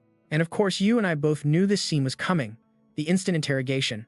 Liu Qing demands, "Hey, how do you know Yun Sa?" Zheng Yu chimes in, "Yeah, can you introduce us?" But Yun Che wants nothing to do with them. He deftly avoids the crowd and waves them off. "Sorry, we gotta go." Liu Qing calls after them, "Hey, you're going solo. The weakest monsters here are level 20. Quan, who was nearby, also chimes in, "You two underclassmen could get wiped by any random small fry." Just as they're about to move forward, Xiao Ta unexpectedly blocks them with an arm. "Let them go." A shadow crosses his face. "Anyone close to Yun Sa can't be weak," he says strangely. "Their levels must be high." Liu Xing misses his odd tone. "But Teacher Liu told us to look out for them," she says, worried. "So how could their levels?" Before Liu Qing can even finish, Xiao Ta cuts her off with a sharp tone. "Don't forget the real reason we're here. The fewer people who know about that place, the better." He straightens up his voice, dropping low. "That place has rare energy crystals. Do you really want to share with them? Besides, we all have emergency signal guns, so just drop it." Convinced by his words, the other three fall silent. As soon as Xiao Ta turns his back, his ugly intentions show. He was just purely jealous of Yun Che. On what grounds? Could some random kid get to know Yun Sa, and there it is, his true colors, a mind so twisted by jealousy it's actually evil. If they're that reckless, they deserve to die. Meanwhile, at the entrance to the secret realm, Ding Shu suddenly appears looking like he's in a massive hurry. Xuanxi and Jun Rui are surprised. "You're Ding Shu. What are you doing here?" But he immediately bombards them with questions. "A team just went in, didn't they?" Quan Yu froze, completely shocked by the guy's expression. What do you want, Ding Shu?" He was silent, but the fury and hatred boiling in his eyes said everything. "It turns out the other day, Ding, Hao had blamed him for the break-in. Don't you dare try to blame them just because they beat you at the memorial. Vault, I don't have time to clean up your petty messes right now." Back then, Ding Shu had tried to argue back, his temper flaring. "It really was them who broke in. I heard their voices." But all he got in return was a suspicious glare from Ding Yi, who shot him down instantly. Ding Su, the intruder, slipped right through my fingers and past all our guards. What student could possibly pull that off? Even Ding Guo didn't believe him, giving Ding Shu a look of pure contempt. "You'd at least have to prove those two are stronger than my guards. Otherwise, it's hard for me to even help you make a case." After all that chaos, he got nothing. Ding Yi coldly dismissed Ding Shu's concerns entirely. "All right, that's enough. We're talking about important business, so don't interrupt us again." Remembering that humiliation, Ding Shu looks like he's about to explode, grabbing Quan Yi's shirt. "Yun Che and Qiuji went in too, didn't they? I'm going into that secret realm too." In a land filled with massive blue ice chunks, a colossal monster covered in sharp ice shards is getting sliced by beams of light. And stick with me, this is where the action really kicks off. The monster's body shatters into tiny pieces. No sooner had he killed the level 20 beast, a level 30 monster charged him. It relentlessly fires magic blasts at Yun Che. He dodges attack after attack, but is quickly cornered by its rapid-fire assault. In the heat of the moment, Yun Che yells out Qiaoji, who instantly figures out a plan and throws up a protective shield. A pair of golden wings appears wrapping around Yun Che, allowing him to push forward. Guardian Shield consumes 40 MP. Duration 3 minutes. It grants a liquid shield to one unit with 500 durability and 700 defense. Boosted by that new layer of protection, Yun Che charges forward without hesitation, while Qiaoji uses encouraging shout from behind. Yun Che receives the encouraged status, attack power increased by 5% and speed increased by 5%, all thanks to Qiaoji's buff. Next, Yun Che's blade becomes a blur around the level 30 monster's body. He's moving so fast, you can only see streaks of light. In a flash, Yun Che leaps right on top of its head, bringing his sword down with immense force. Under the sharp edge of his blade, the monster is instantly split in two. At the same time, a notification window pops up. Slashing blade. Magic attack power increased by 70%. Remaining duration, 7 seconds. After a tireless battle, that beautiful sound finally rings out. "You have leveled up." You and I both know there's nothing better than seeing that pop up. Qiaozi is celebrating too. I leveled up again." He's now officially level 11. But unlike him, stone-faced Yun Che is already checking his inventory, doing some quick calculations. Turns out the skill books he'd snagged from the Ding family earlier conveniently had Guardian Shield and Encouraging Shout. And with Qiaoji's current level, he can finally learn and use the skills. Even though the monsters here are a bit high level, with Qiaozi's support, things are about to get a whole lot easier. With that sorted, the two ventured deeper into the secret realm. In just a moment, they both stop before a path made entirely of crystals. Yun Che recalls what his teacher said. Apparently, this secret realm is home to an extremely rare monster called the Miracle Stone. In the back of his mind, an image of the Miracle Stone takes shape. Killing it gives a chance to drop a support-type skill, called Gravity Pull. It was also one of the skills on that master list. It's right there in his unlearned skills section. Gravity pull. Skill not yet learned. Thinking of this, Yun-Che can't help but smile. It's a good thing he read that skill list from the mirror world. It helped him decide which skills to prioritize learning. But the Miracle Stone isn't the only thing on his mind. Yun-Che seems to be plotting something else entirely. It's not just the Miracle Stone, but the undead too. Turns out his sharp mind had already planned to take advantage of them. With that thought, his eyes begin to search. Now, where in this secret realm did all those powerful experts die? Their souls should be floating around where they fell. Hopefully, I can find some high-level ones. Just then, a bizarre sight catches Yun-Che's eye, making him stare in disbelief. And trust me, you're not ready for what he sees next. A monster made entirely of moving stones. Is that? It looks like the two have stumbled upon the Valley of Crystal Pillars. It's a gathering place for these strange pillar-like formations. Seeing a monster on patrol, Yun-Che and Qiaoji quickly duck behind a nearby rock. From their hiding spot, Yun-Che carefully peeks down below, a hint of skepticism crossing his face. Whoa, a whole swarm of elite-level rock monsters, and they've moved almost 1,000 meters. They're way outside their usual territory, and you and I are about to find out these aren't normal mobs. The image of a rogue monster flashes in Yun-Che's mind, the rare beasts found in hidden dungeons. They don't stick to one area but wander everywhere, actively hunting down strong adventurers. Their power is leagues above normal monsters. And before he even realized it, Yun-Che's blade was already glowing with a purple light. Gripping it tight, he dives right in. Back in the day, when humans were weaker, running into rogues meant a brutal, bloody fight. He recalls their history. These things were notorious for even wandering outside dungeons. At their most aggressive, rogues would even capture and kill innocent people. They cause countless tragedies, but that also makes them a seriously lucrative target. For players with real power, the high risk is matched by high rewards after defeating them. You get experience and item drops far beyond what normal monsters give.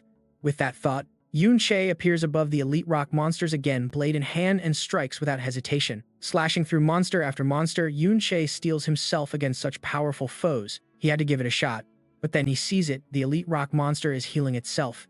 Yun-Che is stunned, a continuous healing skill. Just then, two of the monsters group up. They fire a blast of magic right at him. He's seen this before and uses that same shield to block. But there are just too many of them. The shield can't block everything. A beam slams right into his back. And watch this, this is where you see just how screwed he is. Their attacks are fast and relentless. As his shield shatters, more magic beams hit Yun-Che's body. He's fast, but not fast enough to dodge them all. Worse, his health bar is plummeting. Yun-Che starts to worry. His HP and defense are just too low. Without the barrier from Qiaoji, he'd already be seriously wounded. A green light swirls around Yun-Che as he summons his undead spirits. Even buffed to level 23, they get pierced in an instant. It's no use. His summons can't hold. Realizing how bad this is, Yun-Che has no choice but to run. Luckily, the monster's movement speed is pretty slow. They can't catch up, but he's still in a terrible position. He can't just boost his own HP and defense on the fly. In a flash, he's back at Qiaozi's side. To beat these monsters, it seems his only hope is the defense buff Qiaoji gets after leveling up. With that in mind, he urges his friend on. Let's go grind some normal mobs to get you leveled. So the two head to a low-level monster zone. Yun-Che hangs back watching Qiaozi farm EXP. From that high vantage point earlier, he'd spotted plenty of mobs perfect for a power leveling session. And this is just classic big brain strategy from our boy. He knows a party's shield is its most essential defense. After a powerful impact, Qiaoji's basic shield only drops to 94%. Seeing this, Yun-Che becomes even more convinced of the shield's importance. Other classes can hide behind it for protection, and Qiaoji is perfect for that role, which is why Yun-Che started building him up from the get-go. Ever since all of Qiaozi's attribute points have gone into defense plus this helmet that Yun-Che snagged from a Dean family guard. With all this prep, even at level 11, Qiaozi can go one-on-one with a level 20 monster. He's finally got the core defensive skills of a real tank. He can now block attacks from a level 20 monster. But seeing that Qiaozi is still a bit awkward, Yun-Che shouts instructions. Lower your stance, stand firm. Qiaoji immediately follows his lead. He aims his shield and charges. Sparks fly on impact, a very good sign. Qiaoji excitedly checks his shield status. Durability, 90%. It barely went down. But while he's celebrating, a monster ambushes him from behind. Yun-Che yells, "Watch your back." Qiaozi gets knocked to the ground. Just in the nick of time, Yun-Che finishes off the other monster. And you and I both know what comes next. A cold reminder from Yun-Che, always stay alert. Anticipate the enemy's next move. Your shield's range of motion doesn't need to be huge. Leave enough room to deal with a follow-up. A second later, Yun-Che helps Qiaoji to his feet, and seeing his focused gaze, he continues the lesson. Always stay vigilant, but keep your body relaxed. You only need to tense your muscles at the exact moment of defense. Seeing Qiaoji has regained his composure, Yun-Che pushes him forward. But this time, he isn't just observing from the sidelines. Blade in hand, he gets into a ready stance. I'm right behind you, as the shield wielder. You must always be aware of your allies' movements behind you. With Yun Che's direct guidance, Xiaoji's confidence grows by the second and he quickly follows the instructions, blocking incoming debris with his shield. From behind, Yun Che continues to instruct. Remember, when the power difference between you and the enemy isn't that big. It's technique that decides who wins and who loses. Before long, the ground is littered with the corpses of monsters. Yun Che finally stops. He leveled up, he thinks, watching Xiaoji as he intently reads his status window. Now he can confidently face enemies head-on, which means he's earning a much bigger share of the experience points. After checking his stats, Xiaoji can't hide his excitement as he turns to share the news with Yun Che. I've reached level 15. As soon as he hears that Yun Che pulls out a skill book. Finally, you can learn this now. The item's information pops up. Skill Book Shield Armor Plate. It equips an outer layer of armor to your shield, increasing its durability by 400 and its defense power by 512. It's a rare quality skill, costs 50 MP to use and requires the shield bearer class. The required level is 15. Xiaoji quickly learns the skill and the armor on him instantly looks tougher. While Xiaoji is busy admiring his new layer of armor, Yun Che summons his undead spirits, a plan forming in his mind. That skill book I casually looted earlier was the last piece of the puzzle for Xiaoji's defensive build. With that new shield armor protecting his summoned shield, his defense stats are now way higher. Preparations are complete. It's time. This should be enough to take care of those elite-level wanderers. Meanwhile, in Crystal Pillar Valley, the air has gone eerily silent. And just when you think things are clear, look who shows up. On a nearby cliff, 3 shadowy figures appear. The Academy professors. They were just scouting the area. We've got Lei Lai at level 33 and Zhang Zhang at level 37, and Lei in level 34. Zhang Zhang is stunned. So many elite-class wanderers. Where on earth did they all come from? Lei On decides, this is way too dangerous for the students. We have to handle this immediately. But despite his words, he's clearly hesitant. Dealing with normal level 30 monsters is one thing, but taking on this many elite wanderers is a different story. Suddenly, a signal flare shoots across the sky, grabbing their attention. It's a student's distress signal. Zhang Zhang leaps to his feet, his eyes locked on the sky with concern. It came from over there. We need to go save those students now, but Lei hesitates for a moment. But these wanderers here are extremely dangerous. What if other students wander in here without knowing? It's a tough call. Lei Lai, standing beside them, offers a suggestion. He's right. As a precaution, it's better if I just stay behind. Zhang Zhang doesn't hesitate. All right, old Lai, you stay here. If anything happens, but before he can even finish his sentence, pay attention here. Yun Che's voice cuts in from out of nowhere. Or, let us watch over things. The students who fired that signal probably ran into wanderers too. If only 2 of you go, you'll be stretched way too thin. Zhang Zhang starts to protest, you kids. But Yun Che quickly reassures them, these wanderers aren't very fast.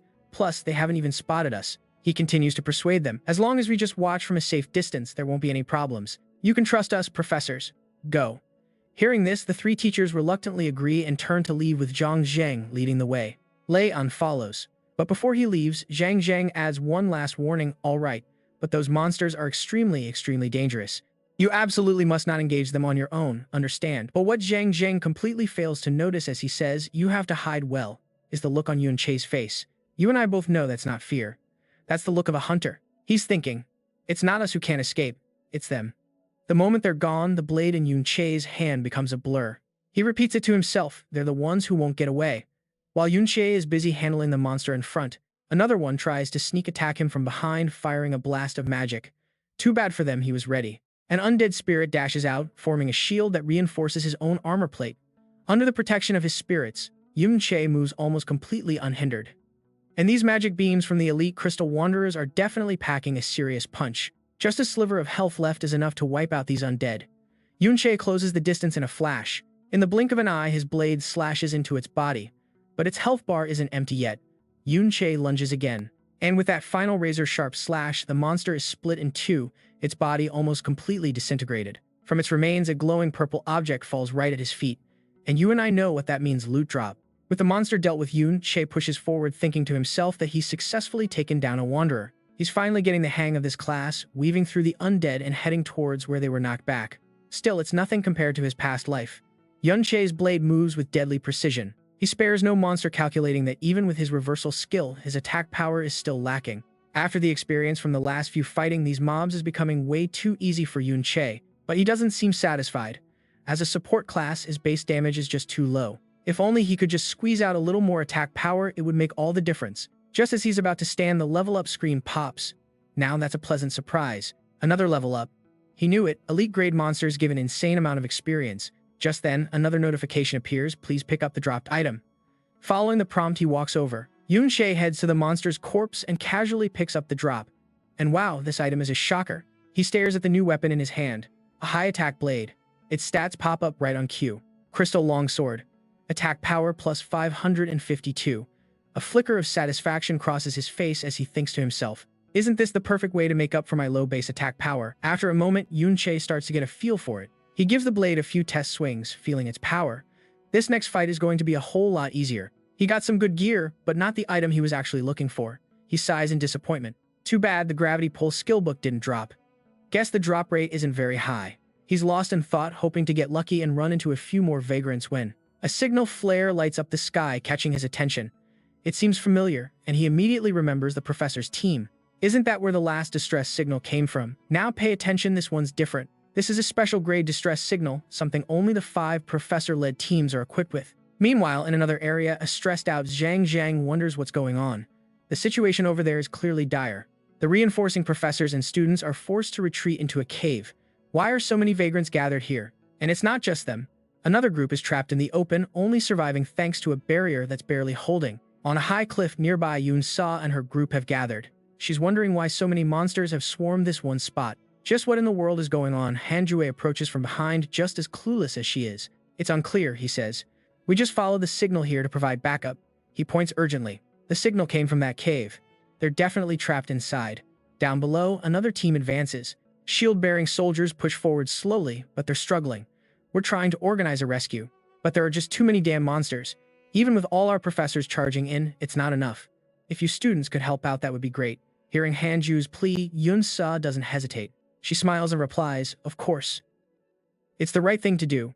As she speaks, the magic weapon in her hand glows brighter. She tosses it high into the air and a magic circle erupts at her feet.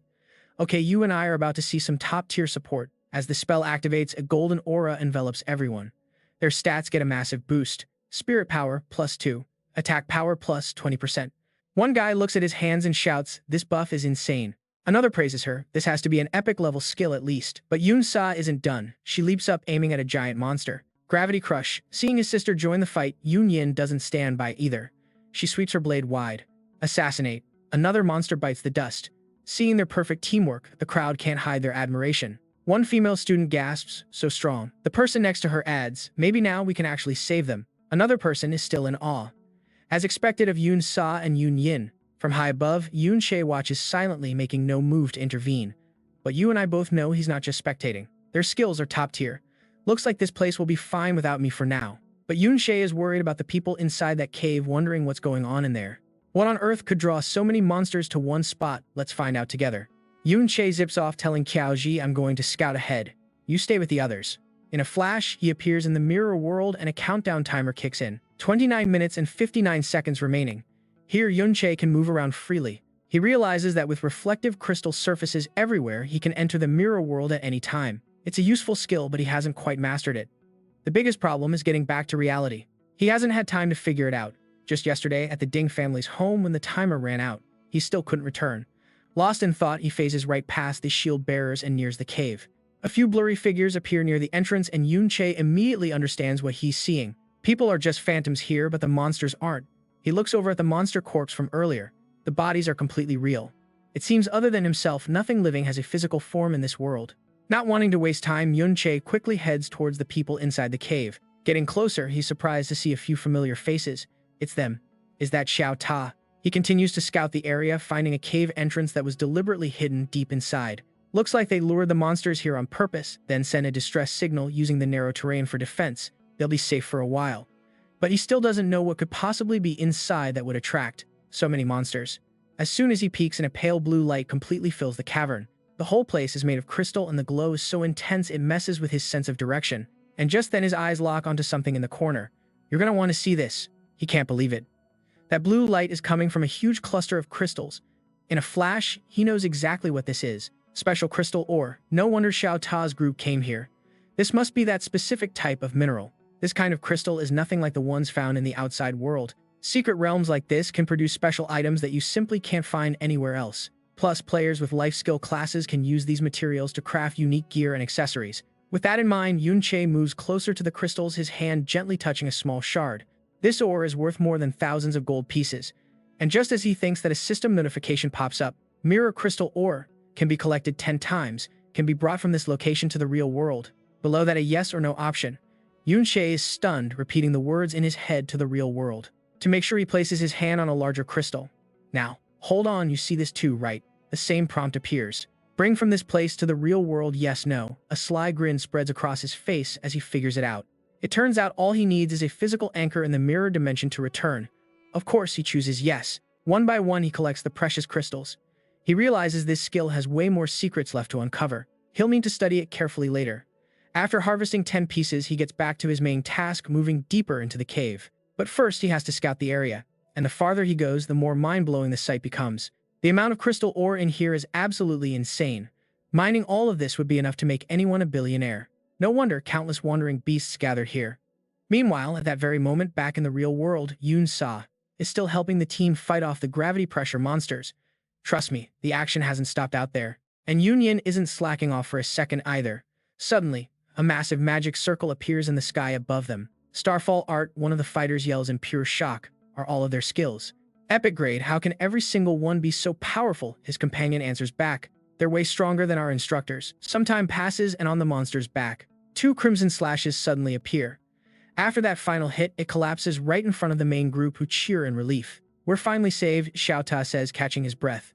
I honestly thought we were going to die in here. Alright, let's jump right back into the chaos as Yun-Yin stays on high alert. The party is running on fumes. Beside her, Yun-Sa gently adjusts her hat. She reassures them, at least it's better than before. The words barely leave her mouth before her eyes widen at something. Even the relief on Liu Qing and Xiao Ta's faces vanishes, replaced by absolute gut-wrenching terror. Following their gaze outside the cave entrance is an ocean of wanderers.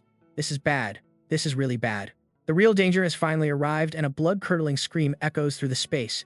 Did every single wanderer in the secret realm just show up at their doorstep? But in stark contrast to the chaos outside, the mirror world is strangely peaceful. Until bam, bright lights flash through the air. Yun-Che strolls through calmly, ignoring the crumbling rocks behind him.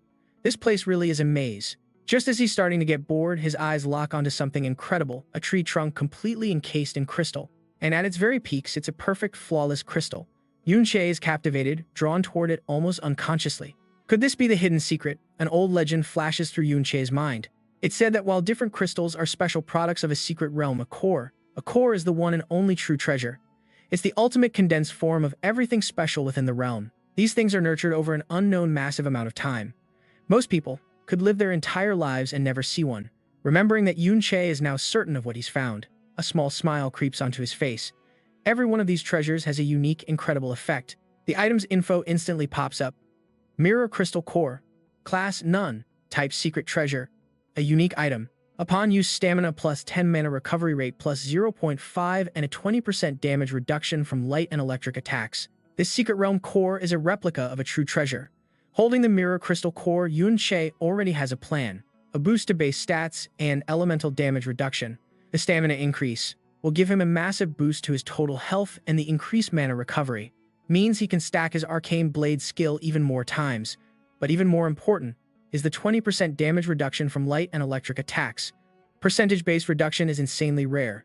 Even top-tier gear hardly ever has it, and those pieces take up a valuable equipment slot. As he analyzes it, a new question pops into Yun-Che's head. But here's the thing, he suddenly remembers that rock monster from before, and a chilling realization hits him. The crystal ore attracted the wanderers. If a treasure like this exists, then this secret realm must have a monster, far, far stronger than any wanderer protecting it.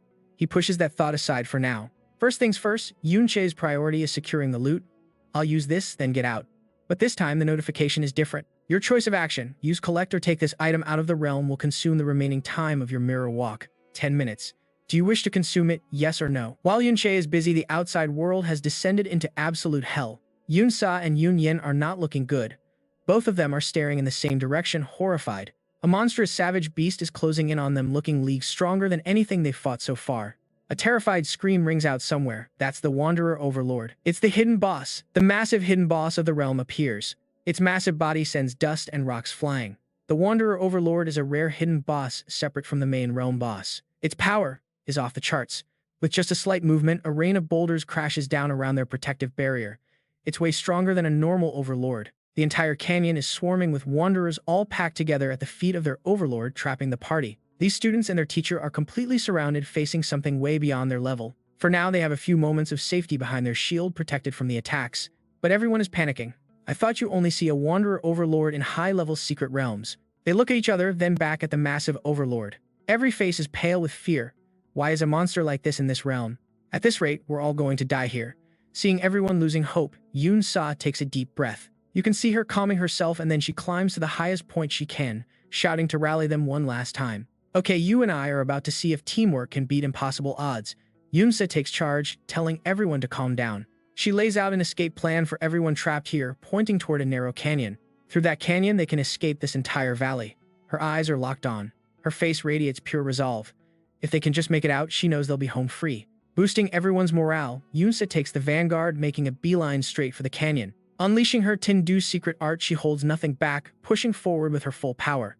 Zhang Zhang instantly backs her up, mana surging from his hands as his eyes begin to glow. That's right, we have to get the students out. His armor materializes as he raises his shield, becoming the tip of the spear. Start with me. Attack and rotation. Everyone quickly falls into formation, following their lead. They surge forward as one while mages conjure shields and armored warriors prepare for impact. They raise their physical shields to form a solid wall as other mages pour power from their grimoires to reinforce it. The group inches forward, completely surrounded by monsters. Their shields take a beating, but the beasts on the outside get a face full of pain. After a hard-fought push, the group finally closes in on the entrance to the canyon. Hold the line, we're almost there. But just as their goal was within arm's reach, the Overlord finally makes its move.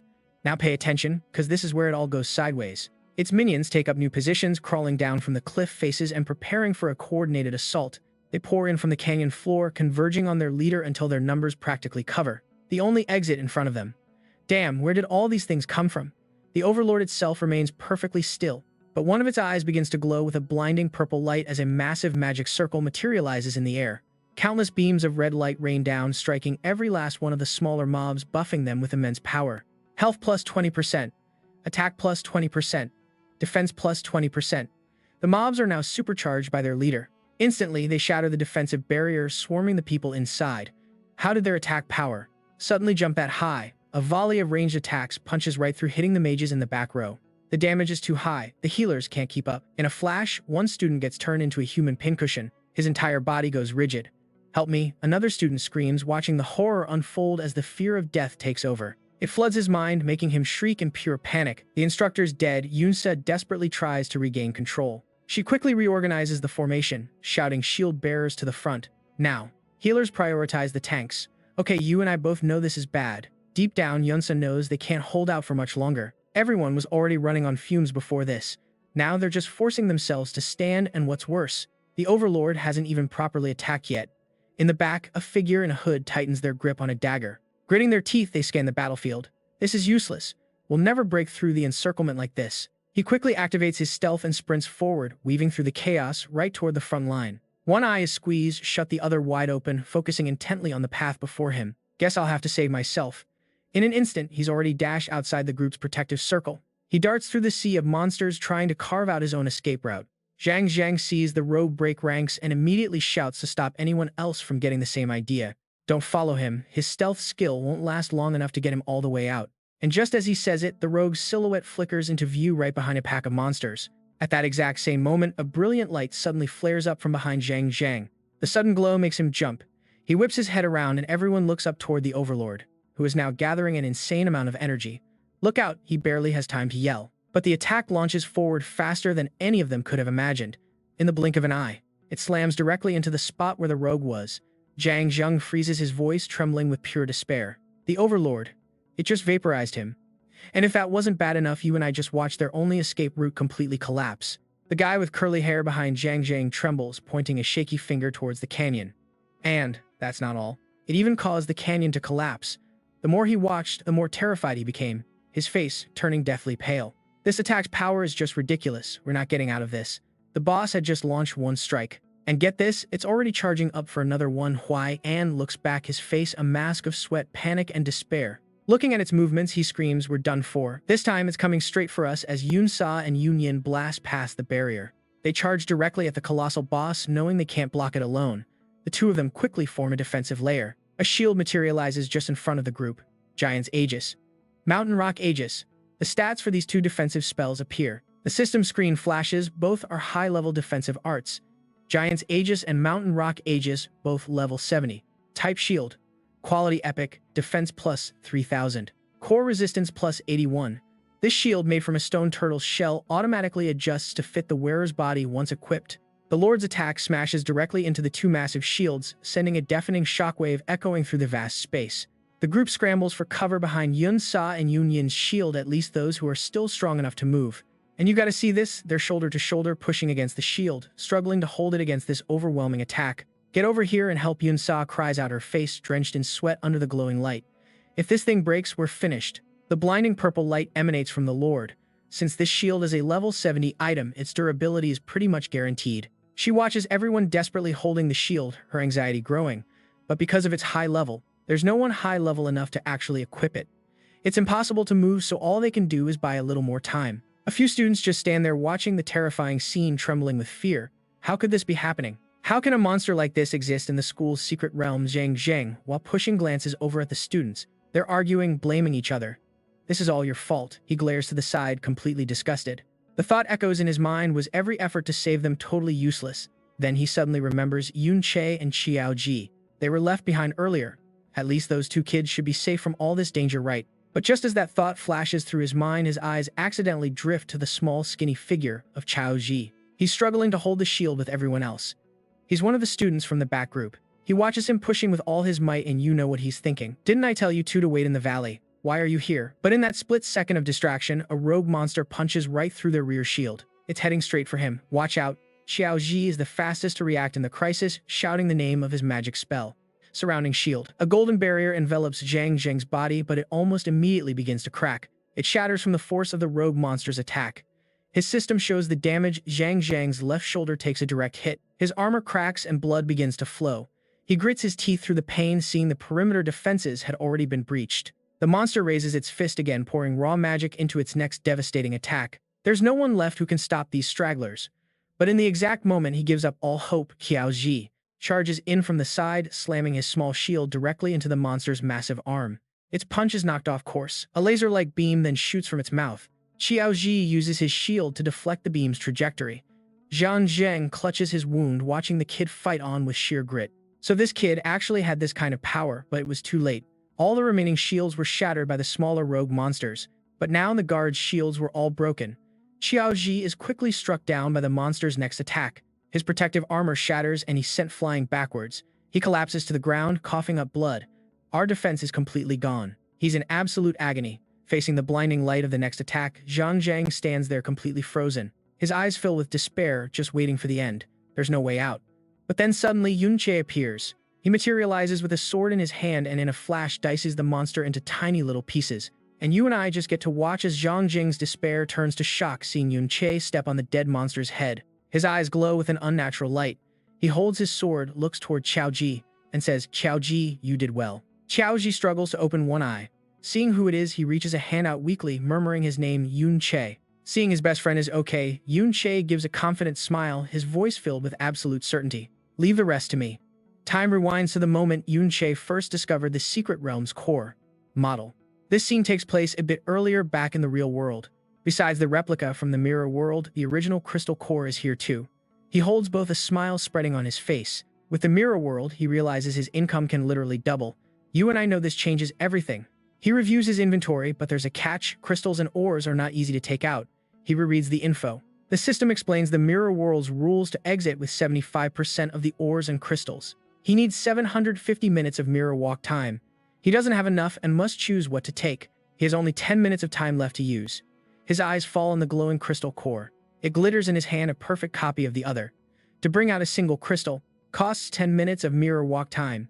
The system asks him to choose take or use. After a moment of careful thought, Yoon Che makes his choice, his finger tapping the screen. For now, he can only take out the most valuable item, the replica crystal core. He confirms his selection. The system screen updates instantly and the crystal core is safely stored in Yoon Che's mirror world. At the same time, a tremor hits. Rocks and debris rain down from above as Yun-Che stares surprised. His mind races. A tremor like this. He doesn't hesitate for a single second. He whips around and sprints for the exit. Something has happened. He touches a nearby mirror. With a quick glance, he thinks to himself, I need to see if I can still enter the mirror world. Yun-Che's move is swift and decisive.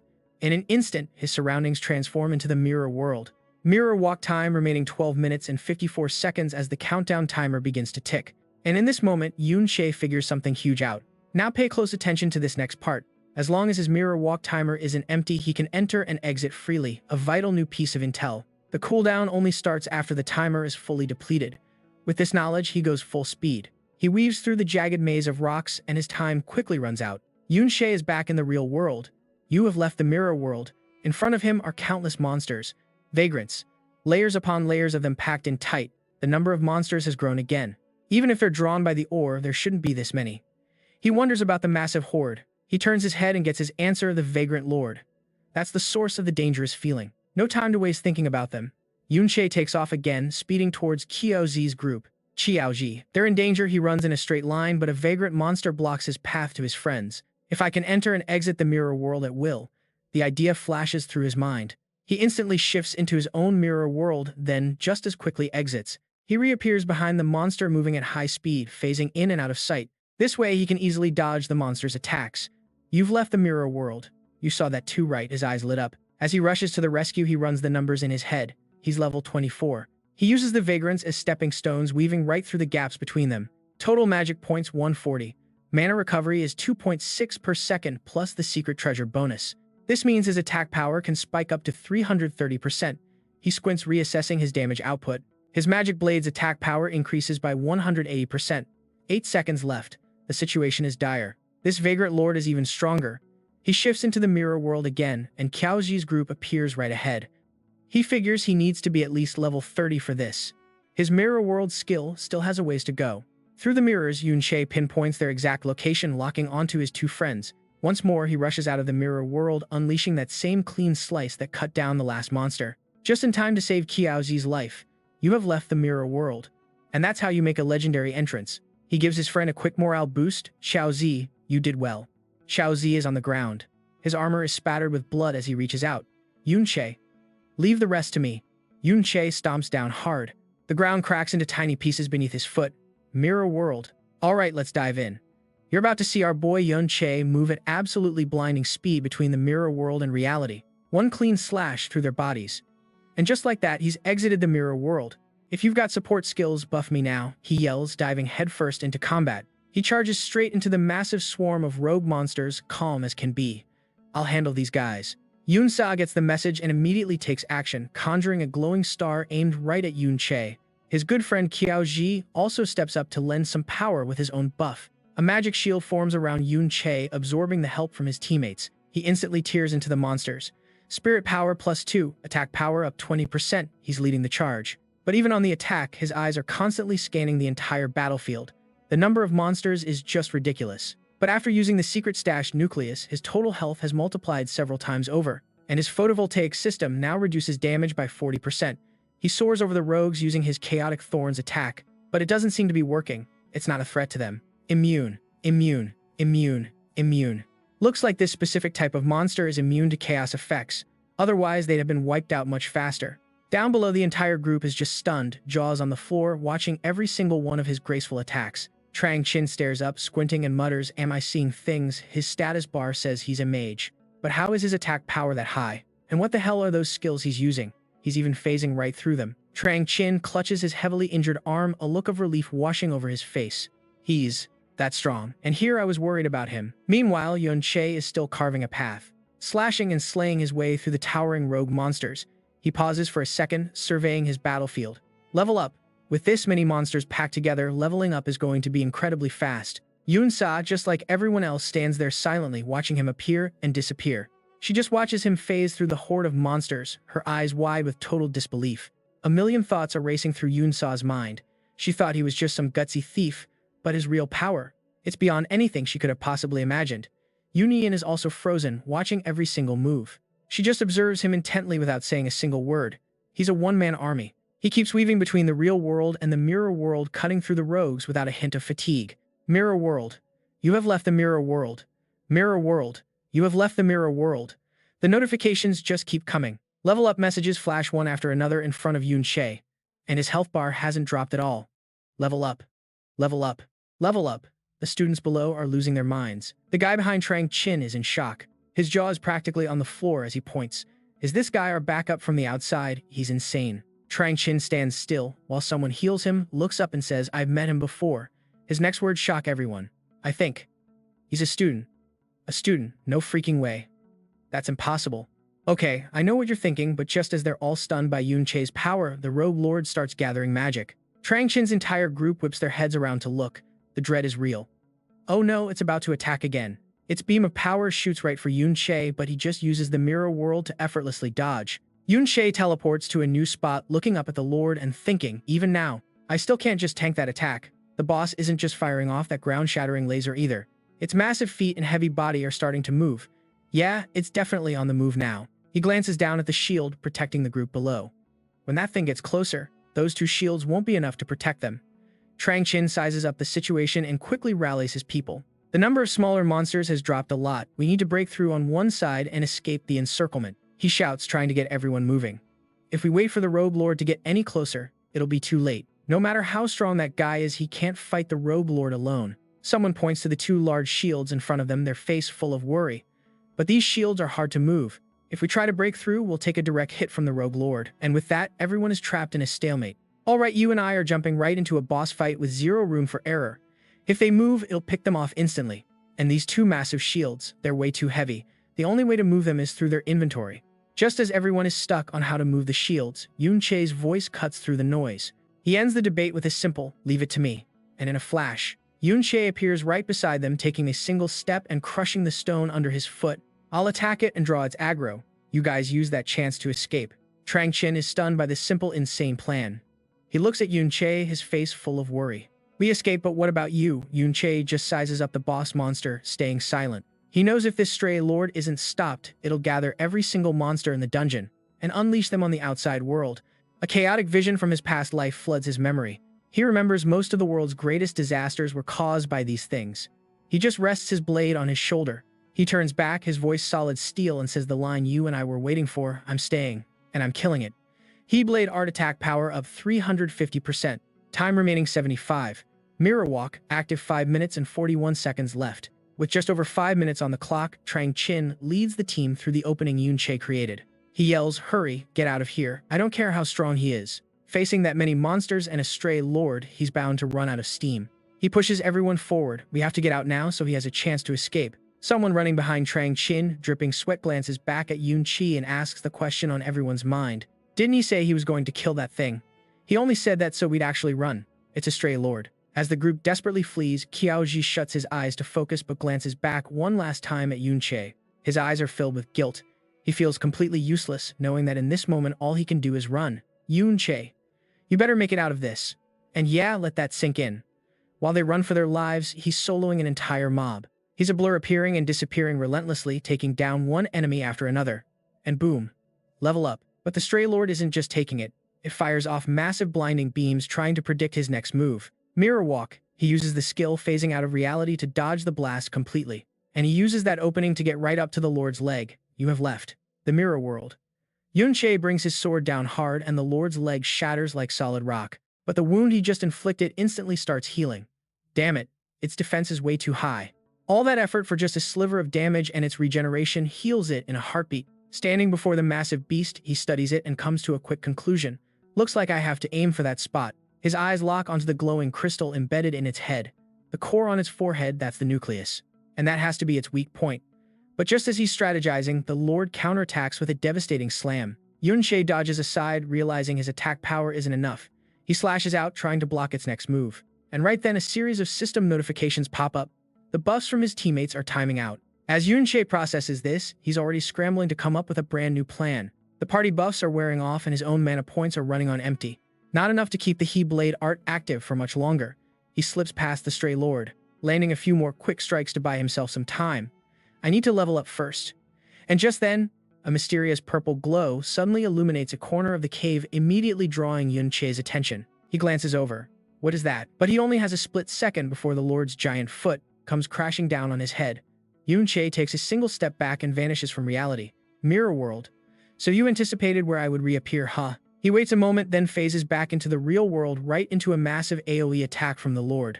The blast radius is even wider this time. You have left the mirror world. 50 health points lost. For the first time since this fight began, he's taken a direct hit. You and I just witnessed it. 50 health points lost. 50 health points lost. Alright, you and I are dropping right into a boss fight. Jin's life points just tanked by 50 from a massive area of effect attack. He recoils but immediately pushes forward again. His mirror walk skill is running out. He can't just rely on it to dodge. It'll drain completely if he does. Mirror walk time remaining 3 minutes 46 seconds. After thinking for a second, thick black smoke swirls at Jin's feet. He has to block this with his necromancy. He summons a swarm of spirits to buy some time hiding in their shadows while he figures out his next move. But restoring summons drains his mana. If he keeps defending like this, he'll run out of MP completely. Suddenly, a shield slams into the ground, blocking the attack just in the nick of time. The Lord's attack was about to crush him. Was he planning to fall back and regroup or something? Jin is completely stunned by this sudden arrival, his eyes widening as he looks ahead.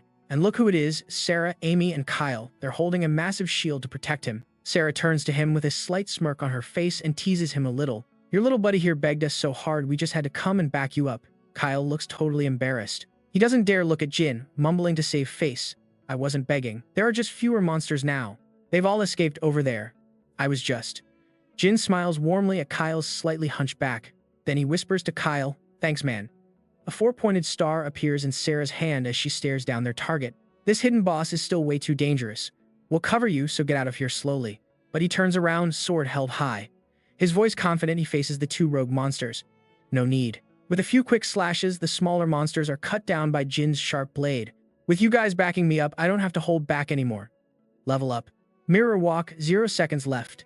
He clears the small fry and hits level 30, glaring coldly at the Lord. He hits level 30. And yeah, I know what you're thinking, it's payback time. A new set of armor materializes around him. Corrupted Knight's armor. Level 30 requirement. Type body armor. Rarity rare. Drop from the secret dungeon Lord. Sarah looks up at the massive tree-like form of the Lord, her voice filled with disbelief.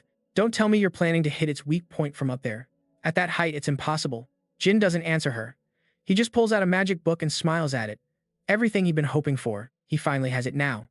The system displays the new feature along with its reverse function. Jin holds his sword upright, his whole body entering a ready stance. This is the skill that pulls him toward his target. Blade hiss attack power increased by 10%. Blade hiss attack power increased by 10%. Blade hiss attack power up 10%. Don't worry. This is all within my grasp. He raises his right hand, brimming with immense magical power, aiming straight for the Lord's head. Then he clenches his fist and pulls back hard. With a whoosh, Jin, who was on the ground, uses the reverse function to launch himself straight to the top of the rogue Lord's head. He quickly reaches the core on its head. A mystical purple light erupts, illuminating Jin's entire body. Down below, Sarah and Amy can't believe it, their jaws hanging open in shock. Just 1 second later, a few brilliant flashes of his blade and the exposed core gets hit with some serious physical damage from Jin. The rogue Lord's massive body trembles violently, electricity coursing through it as its power core is struck. The light from the attack explodes blindingly bright and spreads out across a huge area. The shockwave from the core injures Jin's, smoke rising from his armor. Your life points decrease by 107. He grits his teeth, ignoring the pain, and swings again with all his might. Life points down another 107. System notifications pop up relentlessly, followed by the image of the Lord's core shattering from Jin's final blow. Life points keep dropping. Your life points decrease by 107. Jin's remaining HP 30. HP 302 out of 1800. MP 7 out of 160. You have defeated the Lord, Rogue Lord. You have gained 5,000 experience points. You earned the title Wandering Assassin. Legendary skill book has dropped. Golden Light Shield. Angel's Blessing skill book has dropped. Amidst the purple shards of the core, Jin appears sword in hand. Level up, Kyle lowers his shield, his eyes wide with admiration. You and I just witnessed a masterclass. The others can only stare in pure awe. Jin is on a whole other level. Wait, did he seriously just take down a monster this terrifying all by himself? Let's find out what dropped. Standing above the corpse, Yun-Che sees 2 shimmering lights and grins. We're talking legendary grade items here. And not just one, but 2 of them. The item that dropped is, but he doesn't even get to finish his thought. The Lord's massive body suddenly begins to convulse, its life force completely gone. Its colossal frame teeters, losing all balance, about to come crashing down. That thing's falling and Yun-Che is still on top of it. Gotta move. Realizing the situation is bad, he bolts looking for a way out just as the Lord's corpse collapses. It slams into the adjacent mountain with a deafening crash. The sound immediately grabs Yunche's attention as he's escaping. He glances back at the mountain and spots it, an opening torn open by the impact. It's dark inside, but he can see a space. He stares intently into the vast hollowness within the mountain peak. Looking at the jagged rock formations on the ground below, he whispers, "A hollow mountain." Yunche pauses at the newly formed cave entrance. From his high vantage point, he takes in the entire scene outside the corpses of rogues and the skeletons of humans. He stands alone in the dim shadows, surrounded by shattered rock and thick dust. It looks like an even stronger rogue lord was born here. His gaze sweeps across the massive cavern, his expression growing grim. This explains it. This is why the area is littered with the brutal signs of a desperate battlefield. Far in the distance, the faint shapes of weapons are jammed into the stone, and the silhouette of someone still gripping a sword. Now pay attention. Yunche squints, trying to get a better look at that shadow. The figure holding the sword stuck in the ground becomes clearer. He's wearing a full suit of armor, completely motionless, no signs of life. Xiao An, dead. Yunche stands at the foot of a mountain of rogue corpses. He looks up at that lonely, solitary figure. Xiao An was dead, but his hands were still locked tight around the hilt of his sword. His body stood tall, refusing to fall even in death. Yun Sa approaches the hollow mountain, her eyes widening in pure shock at the sight. This person is the traitor. Qiaoan. She looks at the faint blue light reflecting off his blade at his heroic stance. She's in awe of Qiao and standing defiantly atop the rocks. Even though they said the hero Ding Kun killed him here, I never imagined a scene like this. Yun Sa's eyes drift to the corpses of rogue monsters mixed in with the white bones of humans. This was clearly the aftermath of a massive battle, a fight against countless monsters and people. The scene here makes her think of the statues carved in his honor. But this is completely different from the statues in the Modern History Museum. This man, he doesn't look like someone who would be easily defeated at all. Yun Che just stands there, silently, a sad look in his eyes. Just then, Qiao Ji, who had been quiet this whole time, suddenly speaks up, breaking the heavy silence. You probably won't believe this, he starts, but I don't think my ancestor was some kind of great villain at all. And I know what you're thinking, but he says this with total conviction, speaking from his own personal research. Ever since I was a kid, I've read all the history about my great-grandfather. Whenever it got to the specifics of his experiences, the descriptions were always frustratingly vague. But I still found a few key details. He looks up, his eyes filled with unwavering certainty, and states his conclusion. It was him. He was always going to dungeons that were completely unsuited for his own level. Qiao Ji turns to the others. He asks the one question that changes everything. Tell me, why would he, an S-class professional, a man over level 60, come to a low-level dungeon like this? He then throws his arms wide. He looks up at the jagged ceiling, because this is a dungeon capable of spawning a rogue lord. A true monster with unrivaled power, one that takes an army of people to bring down. It's the very source of the rogue invasion. That rogue lord is the origin of the great disaster, capable of summoning every monster in this entire dungeon to the outside world. Because of that, the government simply doesn't have enough troops to defend against them all. They can't possibly fend off every single rogue monster that comes pouring out of this dungeon. He continues, describing the low-level warriors who fight and die on the front lines against these creatures. And that's exactly why they need people. They have to rely on a few powerful and responsible professionals to periodically clear out the monsters in these dungeons. Qiao Ji stands at the foot of the mountain of corpses, his voice ringing with passion. And my great-grandfather was one of them. He came here to extinguish this catastrophe before it could begin. The three of them can only stare in stunned silence, surprise flickering in their eyes. Seeing that look, he drops his gaze, his voice laced with sorrow. You probably think I'm just making excuses. Model, you can feel the desperation here, can't you? It's all a made-up story, right? His hand hidden by his armor clenched tight, trembling with every word. Even my family said I was just seeking psychological comfort, that I was only seeing what I wanted to see in those words. Just as Qiao Ji was hitting rock bottom, Yun Che approached him and placed a gentle hand on his shoulder. He didn't use flowery language or long speeches. He simply looked directly into Qiao Ji's eyes and said softly, I believe you. Yun Sa and Yun Yin, surprised by his tone, both whipped their heads toward Yun Che. Hearing this, Qiao Ji looked up, his glistening eyes wide with shock. In that moment, Yun Che's words weren't just simple comfort that light in his eyes and his gentle smile. It was a solid confirmation that what he said was the truth. He's definitely not that kind of person. A flashback begins, a brown-haired kid full of energy. He stomps his foot on the table, boasting excitedly. I don't need a master or anything like that. He winks playfully, pointing at the other person with a mischievous grin. I'm a natural-born genius. Before you know it, I'll be stronger than you, old man. You might as well just retire early. And then, of course, this happens, him getting swarmed by a whole mob of monsters, screaming his lungs out, Master, save me. But after being pulled out of the secret realm, all bandaged up by his master, his stubborn streak returned. Who needed your help? Next time, don't save me, I just miscalculated. How many monsters were in this secret realm, that's all. As time passes in his memory, the mischievous kid grows up. Covered in scars, he smirks. Ah, so you found me out. But the fiery smile of his youth still shines on his blood-stained face. I'm exactly the type of guy who trains his ass off in secret just to show off in front of everyone later. Don't worry, the next secret realm won't be life-threatening.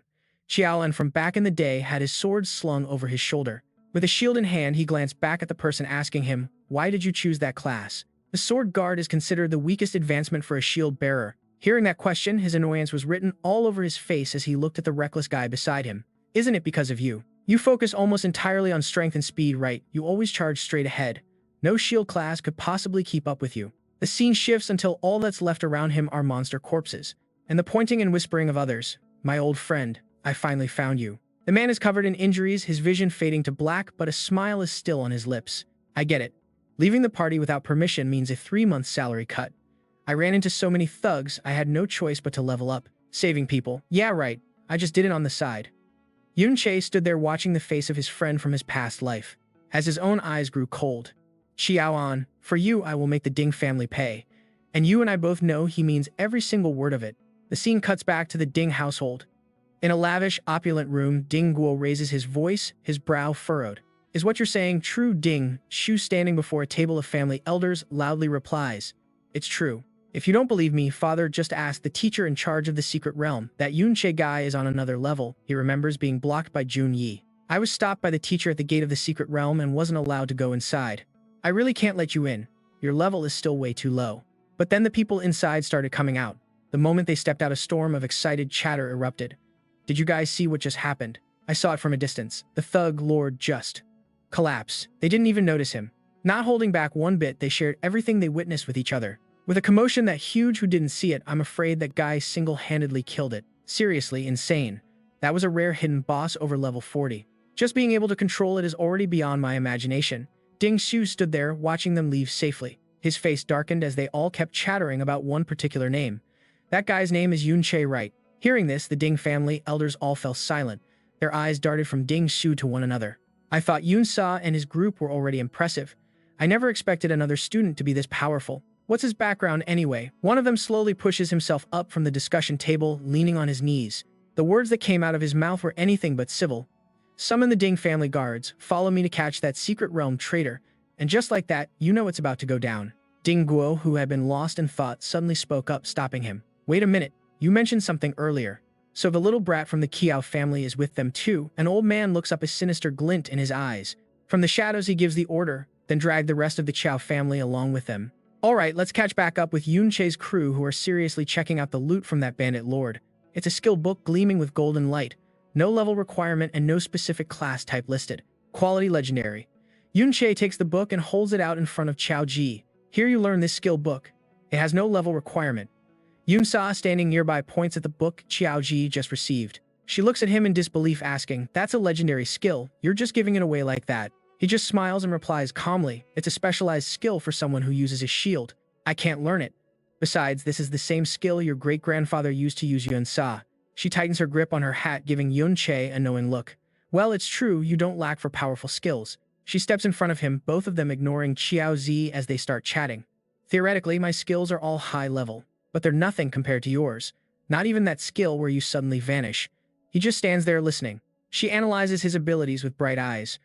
Or the one that lets you summon all those undead spirits.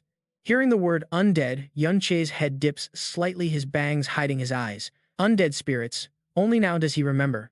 He suddenly pictures the skeletal spirits cloaked in that eerie blue mana. Right, the spirits he summons. They're all formed from souls. And besides his own, other souls can also enter. The mirror world. Now pay attention here, because as this clicks, he raises a finger and makes a pressing motion. And just like that, Yun-Che teleports into the mirror world. At the same time, his system pings a new notification. Usable in the mirror world. Yun-Che looks up, his eyes filled with a desperate hope. He gazes at the figure high above. Thanks to his new skill, this person is no longer just a lifeless body. Atop a mountain of corpses, a brilliant light shines. The soul itself stands up, pure with his cape flowing, looking towards Yun-Che. Qiaoan. Meanwhile, back in the real world, Yun-Sa is sitting cross-legged waiting for him, but Yun-Yin is getting pretty impatient, urging her on. We really should go. Any later and you'll miss your reception ceremony. Hearing her mention the ceremony, Yun-Sa startles, remembering she really can't delay this any longer. The three of them stand there waiting for him, but time is running out and Yun Sa is getting a little annoyed. This is obviously way more interesting. What on earth is Yun Che even doing? Why'd he vanish for so long? But back on the other side, let's just say Yun Che is a little busy. In the mirror world, he stands before his fallen friend. He summons his friend's soul, making it float right above Qiao An's corpse. Qiao An, I never thought we'd be able to meet again. I have so much I want to tell you. But the very next second, tendrils of dark energy begin crawling up his soul. It's too late, they're quickly corrupting him, tainting Qiao An's neck and face. His spirit tries to fight back, but it seems completely useless. The soul lets out a furious roar as its body is suddenly encased in black armor. Yun Che can't even respond. The sheer power of Qiao An's soul is too strong, forcing Yun Che to fall back and keep his distance, so he really turned into an undead. But I don't want to fight him. The shadows begin to stretch out. They converge on a single point, striking towards the hovering Yun Che. Qiao An has completely become an undead, letting the shadows consume him. Yun Che looks down from above as images from Qiao An's past flash before him, including his determined face. The boy he once was book in hand appears right before his eyes. This is, and his final battle. Fighting all alone against countless enemies. Everything Qiao An went through, the moment that bastard ambushed him, his hand piercing through his body. Din Khan. Suddenly, Yun Che notices something isn't right in the memory. Qiao An's memory. That guy's posture. Why does it feel so strangely familiar to him? But a moment later, the mirror in front of him begins to crack. Sharp shattering sounds echo through the space, and you and I are left watching it explode, leaving the undead Qiao An standing face to face with Yun Che. What just happened? He lowers his eyes, hiding his emotions, and softly tries to call out to his old friend, Qiao An. But the only answer he gets is a powerful leap and the cold, hard swing of a sword. Yun Che parries the blow, staring into his opponent's eyes and calling his name again, Xiao An. But his old friend is gone, just a mindless, relentless assault. You and I are about to find out there's way more going on here. Yun Che tilts his head calmly, dodging a sword that slices past by a hair's breadth. Pure combat instinct. Alright, you and I are jumping right back into the action. Qiao An is on the defensive, forced to call the system for a quick escape. He can't leave this area. Seeing the system alert, all he can do is sigh. He takes a deep breath, looking at the wraith before him. Looks like fighting is the only way forward. Meanwhile, outside, Qiao Zi retracts his battle armor when something suddenly appears that startles him completely. It's Ding Guo and Ding Xu, and they've brought a whole mob of different job classes into the secret realm. Oh, why are you all alone? Where's that Yun Che guy? Did he hear we were coming and run away? Guess he decided to bail, huh? The man sneers at Qiao Zi, then at his own nephew, laughing loud and mockingly. Well, that just cuts the fun in half, Ding Xu. And a cowardly Qiao Zi who lowers his head, not daring to meet their eyes. His voice quiet as a mosquito asks, why are you all here? To level up too, Ding Guo simply adjusts the tie on his neck. His cunning eyes lock onto him. Stop pretending, you little Qiao family rat.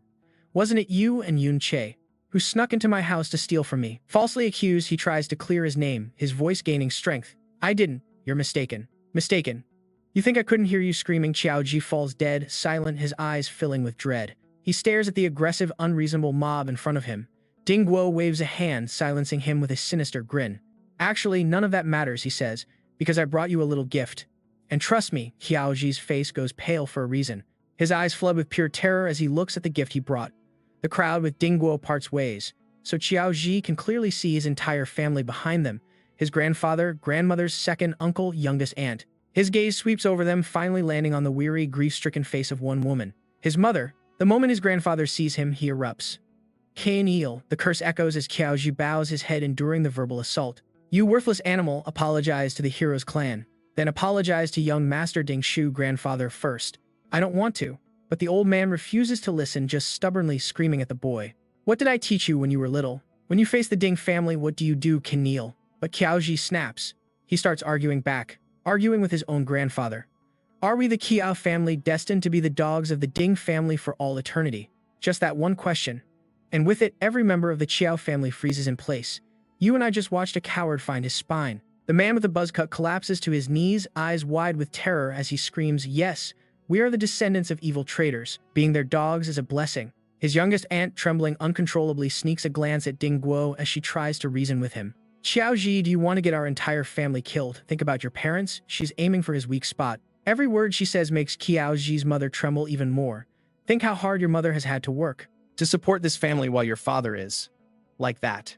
He's speechless, just standing there, watching his own relatives. They're backing him into a corner. Qiao Zi tries to show them, turning his body slightly. He gestures toward the mountain of corpses behind them all. Everyone look, great-grandfather came here to stop the calamity. That's why he came to this secret realm. It's obvious that so many enemies attacked at that time that he had to sacrifice himself. He lowers his head, a proud, gentle smile forming as he recalls his research. I've been gathering intel on great-grandfather for ages, but I never had solid proof. Xiaoji clenches his right fist. He places it over his heart, his eyes filled with resolve as he announces to everyone. But now, the proof is right in front of us. Great-grandfather wasn't an evil traitor. The truth is completely different. From the propaganda they've been spreading, his entire captured family falls silent listening to Qiaoji's desperate plea. If this truth gets out, our great-grandfather's name will be cleared. We won't have to keep living like this. The more he speaks, the angrier he gets, gritting his teeth with absolute indignation. The injustice his family has suffered for years comes pouring out. The Ding family has no right to treat us like this. Xiaoji is like a completely different person. No longer the coward with his head down, he's finally learned how to fight back. Grandfather's family. My second uncle's family. They didn't deserve to die like that. But Ding Guo just waits for him to finish. Then he slaps his forehead and laughs. Childish. But he's not wrong. And that one line, my friends, confirms a truth that will change everything. He shoves his hands in his pockets, his long legs striding forward in expensive leather shoes. That's right. Everything you just said is true. His shadow falls over Ji Qiu. And as he gets closer, we're about to hear a truth meant to break our main character. Your great-grandfather An Qiu died because he was ambushed. And not by some villain either. Ding Guo uses his height to tower over him, adding to the pressure. He doesn't hide a thing, admitting it all. Truth is, my great-grandfather was the one who ambushed An Qiu back then. It's how my family got rich. But honestly, who even cares? His eyes are filled with pure greed and malice. Just a mocking smile, zero remorse. An Qiu was a traitor to the empire. He was the real ugly villain. He stands there with his nephew and their goons laughing loudly. So what if I kill your crazy father? What if I kill all of them? You descendants of traitors are just that pathetic.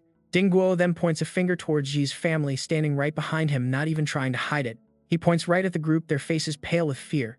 In fact, this family of yours, they all know. Hearing this, Ji freezes in panic. His eyes widen, refusing to believe the words he's hearing. How else do you think those people you reported ended up dead? He loosens his tie casually, closing his eyes before giving the order. Kneel. And watch this. Total betrayal. Ji's family immediately obeys, dropping to the hard, dry ground. His mother just squeezes her eyes shut. With a look of resignation, she clasps her hands. Ji.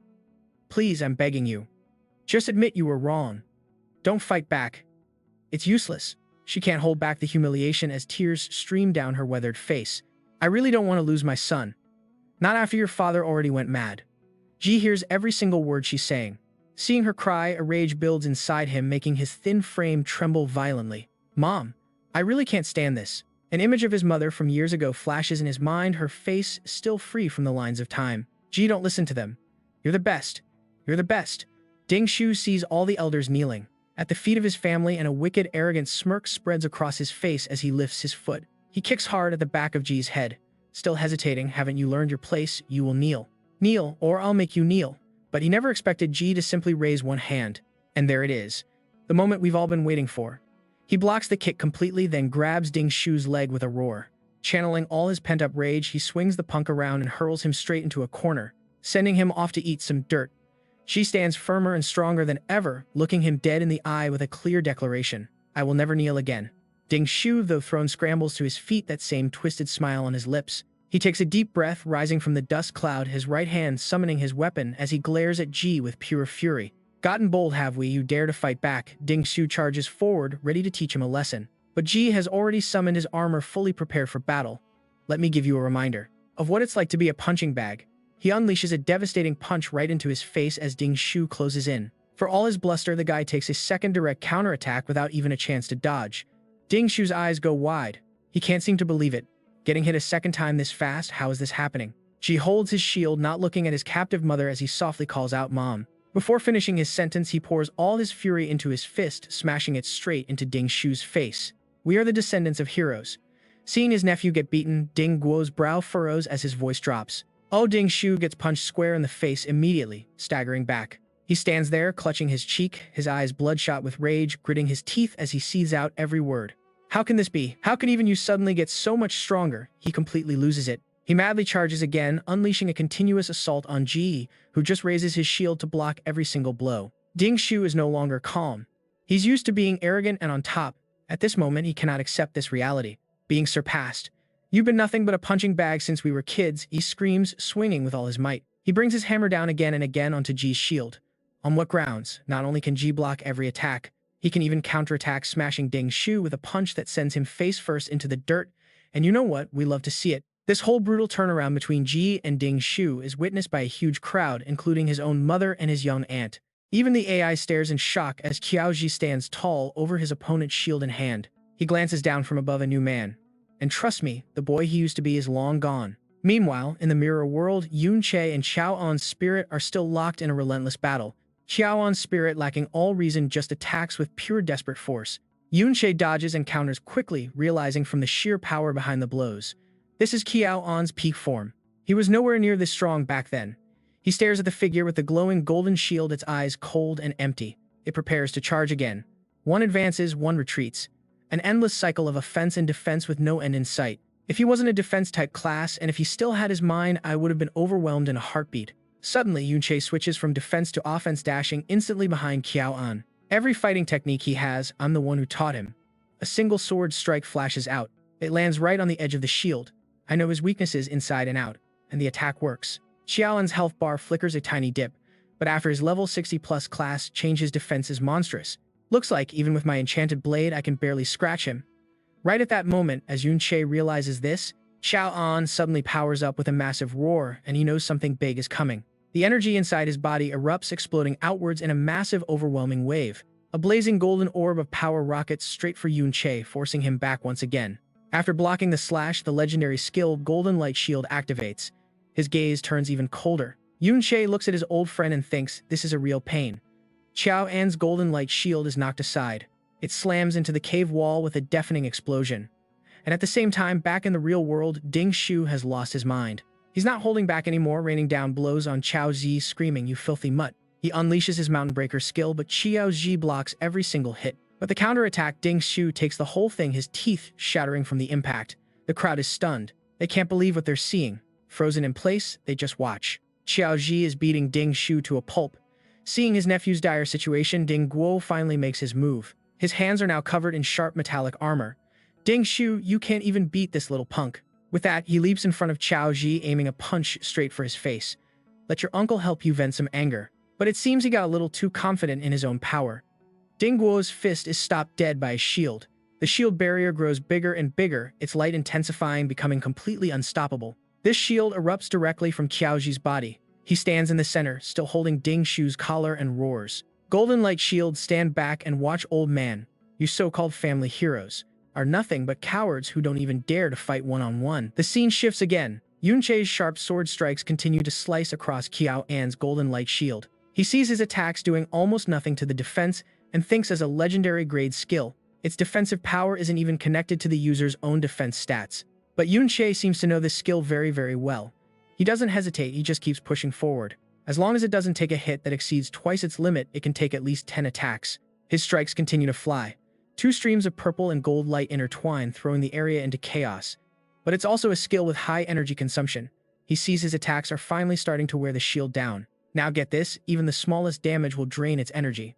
At that exact same thought, Ding Guo shatters Qiao Zi's shield. Once its energy is depleted, any attack from a 10-hit combo will break it. You little mutt. So what if you have the Golden Light Shield? He looks like a demon from hell, his red eyes glowing with a cruel, arrogant smile. That piece of trash skill Qiao An used. It's not even worth my time. Qiao Zi grabs Ding Shu, hoisting him up. He uses him as a human shield, yelling back at the old bully. If my great-grandfather were still here, you'd be on your knees begging for your life. Enraged Ding Guo lets out a furious shout, forcing Qiao Zi on the defensive. Pushed back, the man raised his claw-like hand, staring straight at the boy. Relying on some weakling who died in a low-level dungeon, Ding Guo stomps his foot. And let me tell you, the ground beneath him instantly sinks. Brutal. A gravity pressure field forces Qiao Zi toward his knees, but he fights it, struggling to stand. But the power is overwhelming. Blood bursts from his body as Ding Guo's eyes turn red with rage. He summons his mace and walks slowly towards Qiao Zi. Oh, a tough one, huh? But let's see you stand. After I shatter both of your legs. He raises the mace high over his head, ready to bring it crashing down. But in that exact moment, Qiao Zi's mother runs out, kneeling at the villain's feet, begging for mercy. Qiao Zi is still young, he doesn't know any better, please spare him. And Yue looks up, her face filled with terror.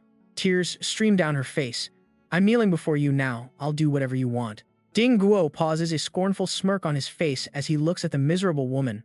Oh, well then how about this little brat? Qiao Ji fights the pressure, his eyes and mouth already bleeding from the sheer force.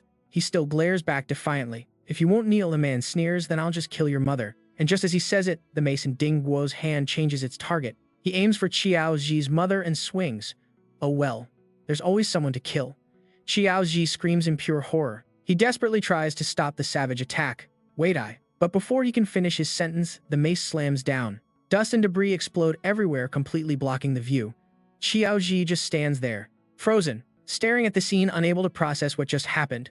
The dust cloud is still thick, but as a strong wind begins to blow it away, a faint sound comes from within. Qiao Ji's family is stunned. Even Ding Shu and the goons who followed Ding Guo are surprised. Now watch closely because this moment changes everything. Ding Guo looks up in disbelief, his eyes locked on his mace, stopped cold by a black spectral figure. The spirit of Chao An. Brought back to the real world, he stands proudly shielding and Yue. You're Qiao An. And Yue looks up stammering, unable to form words at the radiant figure before her. Grand Ancestor. The men with Ding Guo start to panic. One of them shouts out, Chao An is alive, no way. Impossible. How can a dead man come back to life? Qiao Zi's aunt and the other relatives can only stare at the newcomer. His form looks more like an undead spirit. Yunche lets them chatter. Then he slowly speaks up, standing right next to Qiao An's spirit. You all talked so much trash about him before. He says it loud and clear, with a bit of a smirk. So he had no choice but to crawl out of hell and settle the score. Ding Guo and his lackeys regroup, facing the heroic spirit of Qiao An. He doesn't buy a word of it. He just points and laughs at Yunche. Playing tricks with ghosts, get him. And with a flick of his finger, his men charge. System notification: iron armor has been used. Shield armor has been used. Guardian aura has been used. System notification: mass shield has been used. With a sword in his right hand and a shield in his left, he blocks and counters the attacks of 2 men at once. The attackers swell from 2 to 4, but every single attack is deflected by Qiao An. One by one, he knocks them down, their swords shattered in 2. Xiao Zi's grandfather watches this one-man army in action and can't help but exclaim, so strong. Is that really Qiao An? Yeah, I know what you're thinking. This guy is on a whole other level. He watches every single move with intense focus. This fighting technique, to block so many guards at once, is just incredible. Ding Guo stands there, one hand casually in his pocket. With his other hand, he raises his axe, points it right at Yun Che, and shouts, "This is a spirit you summoned right. My family can summon tons of this garbage." He lifts the axe, holding it straight up before him with a sinister grin. His level is only 33. Ding Guo swings the axe over his head, leaping high into the air, ready to chop down with a contemptuous sneer. Qiao An's spirit is nothing but a trash fish, but as his axe descends, its once shiny blade is suddenly covered in a thick black slime. He can't swing it any further. Ding Guo's eyes widen in panic.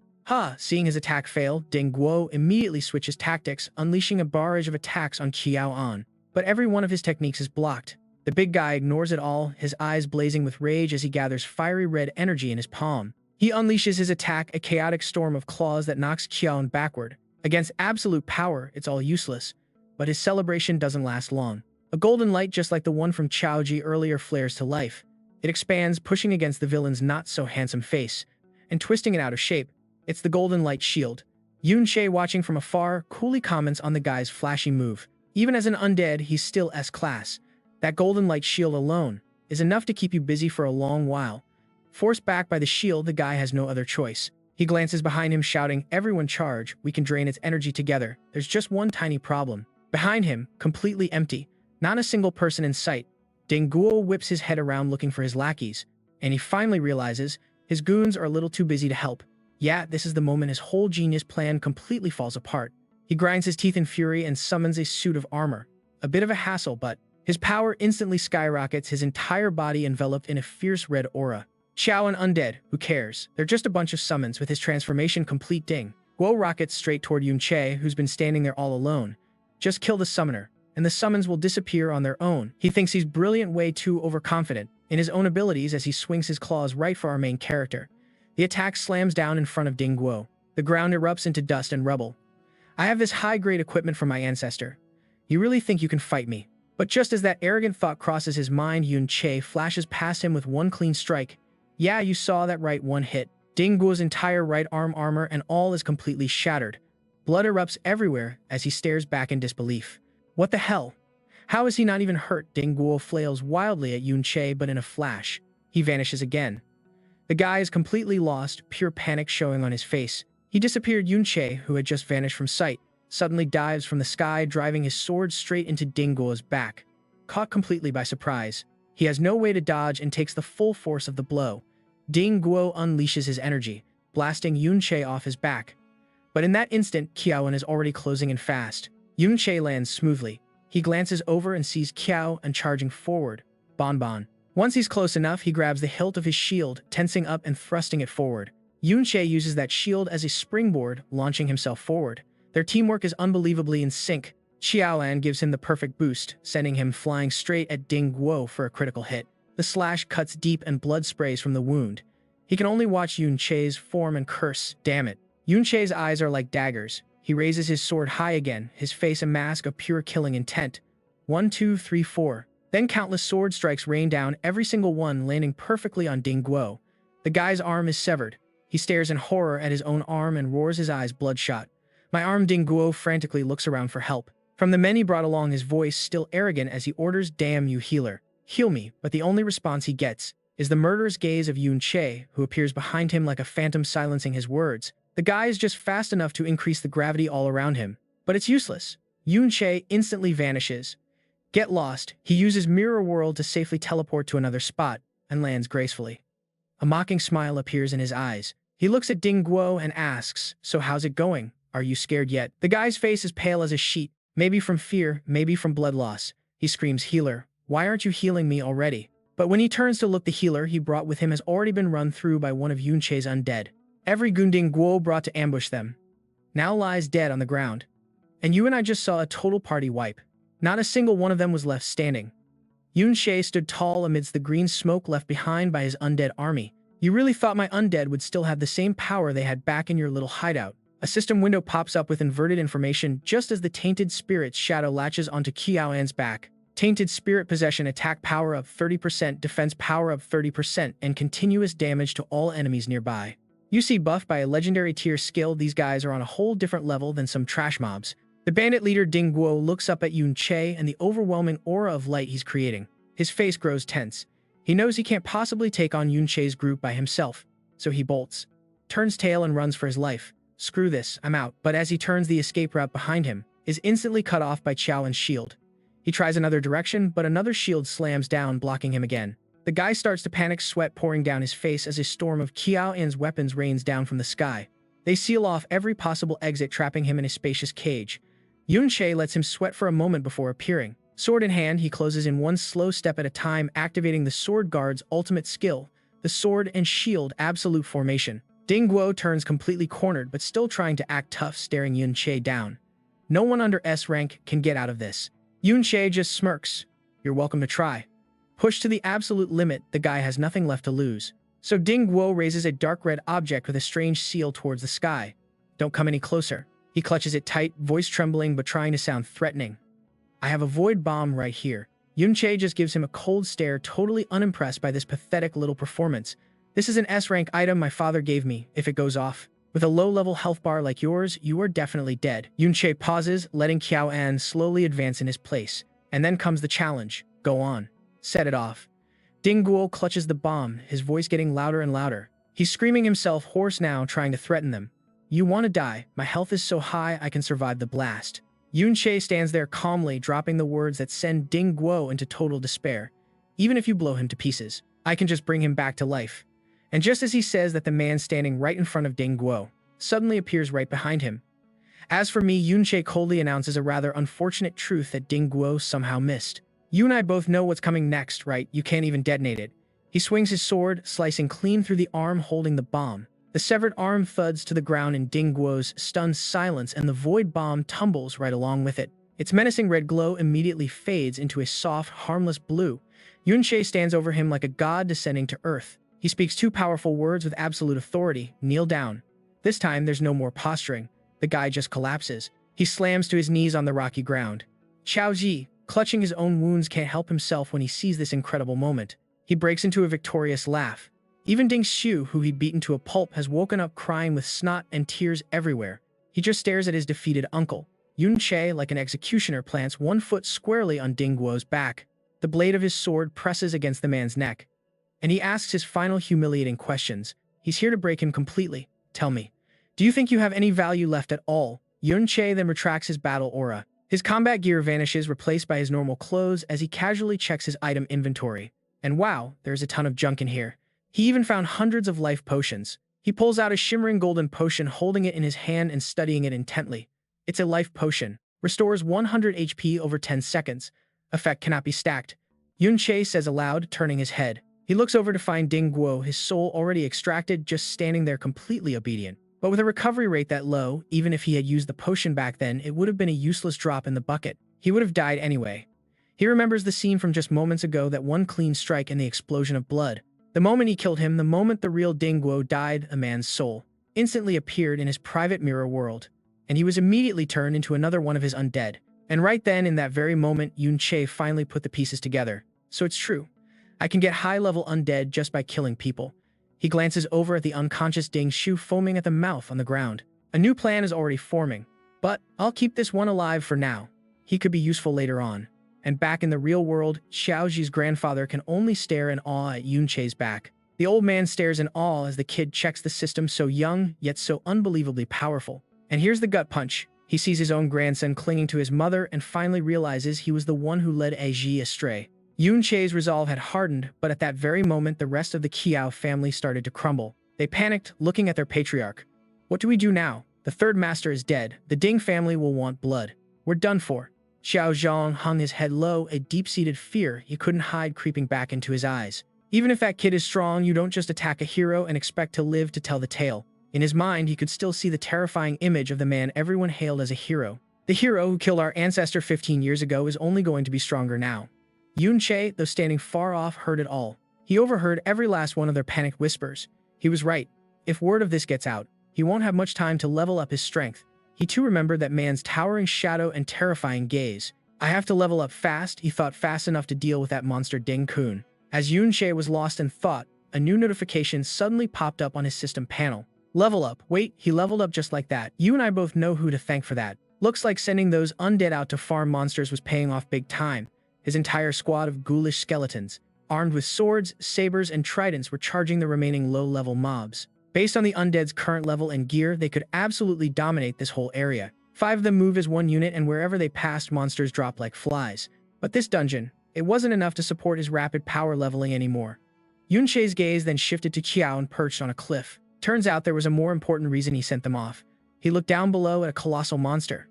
It was wrapped in heavy chains, the Dungeon Lord. And Qiao An showed zero hesitation. Hoisting his shield, he leaped straight down from the cliff, not like with the last boss. This time, he aimed his shield right for the monster's head. This Dungeon Lord was the very core of the entire instance. As long as you kill it, the entire dungeon conquest is complete. Then the dungeon itself will naturally cease to exist. Yun-Che continued connecting the dots, remembering the tightly controlled entrance. The teachers were guarding it, he realized. When Third Master Ding brought the Qiao family in, they must have been spotted. His theory took shape. If the Qiao family just walked out by themselves, it would immediately draw attention. Yeah, if they left alone now, they'd definitely be under suspicion. He needed a distraction, a big one. Now here's the genius part of his plan. You're gonna love this. He had to conquer the dungeon directly. By making it vanish, the Qiao family could slip away in the ensuing chaos. And just in time, Qiao An finished his job. He completed the task of handling the hidden boss. This way, the Ding family has no way to confirm Third Master Ding's death, and that buys him precious time. Level up. You have defeated the Dungeon Lord. Dungeon conquest complete. The Qiao family members still inside saw the space warping around them and looked at each other bewildered. The dungeon. It's disappearing. Yun-Che, hands casually tucked in his jacket pockets, strode towards them. I killed the Dungeon Lord, he said, short and to the point. The dungeon's collapse will cause chaos. With Third Master Ding missing, the Ding family won't be able to react quickly. He walked past them, then glanced back over his shoulder. Then he laid out the rest of his plan. Once you escape in the confusion, you should be safe for a short while. His gaze dropped, becoming as cold as ice, sharp and filled with a silent threat for them. But if you're ever investigated, if they really start putting on the pressure, Yun-Che's next words left the entire family stunned. Then just pin everything on me. He pulled his hands from his pockets as the dungeon rapidly disintegrated. He quickly pulled up his system window, summon undead, and a whole new series of notifications lit up the screen. The info kept refreshing. Mirror World. Skill reverse, can invert anything. Skill level. You have slain the Dungeon Lord Giant Eye Demon. You have obtained the Dungeon Core, converted to Mirror World element. Mirror World Skill EXP plus 5,000. Yun Che scanned the information. His expression was still a cold mask. So you need to kill a dungeon lord just to get the EXP. To level up Mirror World to Tier 3, the last upgrade gave him a massive power boost. And trust me, leveling it up again, that's how he closes the massive power gap with Ding Kun. The scene shifts. Elsewhere, another party is exploring what looks to be a private dungeon owned by some rich family. Suddenly, a man in heavy iron armor looks at the scene before him and lets out a sigh. Do we really have to be this serious? He mutters to himself, scratching his head with his cigarette in his mouth. Meanwhile, you're not going to believe who just appeared right behind him. It's Yun Che. Who would dare trespass on this private realm anyway? Might as well sneak in a game of cards. His speed is just unreal. In a flash, Yun Che zips past the guards and slips into the private dungeon, disappearing from sight completely. Only after he's through the gate does the guard feel something's off and glance back. Huh, why'd I feel like someone was behind me? Must be my imagination. Inside, Yun Che walks on with a little smirk. He strolls right in without a single problem. These guards are level 30 at most. This is just another routine break-in. Yun Che moves like a ghost, slipping into these private realms one after another. For him, these places have practically zero defense. After clearing a gold and a green realm, he's on to the next target. This one is Jade Blue. He approaches another gate, but this time the guard on duty actually spots the edge of his cloak and starts to panic. Too late. Yun Che is already busy leveling up again. His eyes are getting colder. You can feel it. He's getting closer to killing Ding Kun, but he has to hold back for now. He carves through the monsters inside each realm, constantly telling himself to stay calm and focused. Gotta maintain composure. Level up +1. You have slain the Dungeon Lord. Dungeon conquest complete. Every single step is calculated, and his grind to level up is going off without a hitch. Only by staying calm can he avoid making any mistakes. Level up +1. You have slain the Dungeon Lord. Dungeon conquest complete. One realm after another, one dungeon lord after another, they all fall before Yun Che's blade. Stay calm. Level up +1. You have slain the dungeon lord. Dungeon conquest complete. He just keeps going. He's getting stronger, and the seriousness of his mission is making him more mature. Calm. Level up +1. You have slain the dungeon lord. Dungeon conquest complete. Soon enough, a series of reports starts hitting the newsstands. The headlines are all about private dungeons being conquered, and all the while his experience points keep stacking up. Daily news: private dungeon conquered by malicious party. Mirror World Skill EXP plus 5,000. Mirror World Skill EXP plus 5,000. Mirror World Skill EXP plus 5,000. Mirror World Skill EXP plus 5,000. Mirror World Skill EXP plus 5,000. Mirror World Skill EXP plus 5,000. Mirror World Skill EXP plus 5,000. Mirror World Skill EXP plus 5,000. Someone is holding a newspaper, and the photo on it shows a very familiar-looking undead spirit from Yun Che's group. The headline reads, "Dungeon Vandal Emerges. Many private realms have been secretly and maliciously conquered." The Public Security Bureau is taking this very seriously and has assigned high-level police officers to investigate. Two men stare intently at two different newspapers. One of them finally speaks up. "Is this the work of that kid Yun Che?" Grandpa Kiao asks, looking at the articles covering his every move. He frowns. So many dungeons suddenly taken over. This has to be connected to the dungeon we escaped from. In his mind, a sharp tactical thought forms. This is all a diversion to attract the Ding family's attention. He suddenly looks up, his face filled with a sudden crucial realization. He's doing all of this for us. If he hadn't, we never would have made it out of there. The entire Xiao family stares at the headlines discussing everything. Their hideout is days away from the Ding residence, and it's incredibly well hidden. They worked hard to cover their tracks. Xiao Zhang, however, isn't listening to them. He just stares wide-eyed, muttering to himself. He actually managed to get this far. Then we don't have to worry anymore. That's right. We're finally safe. We might have actually escaped the Ding family for good.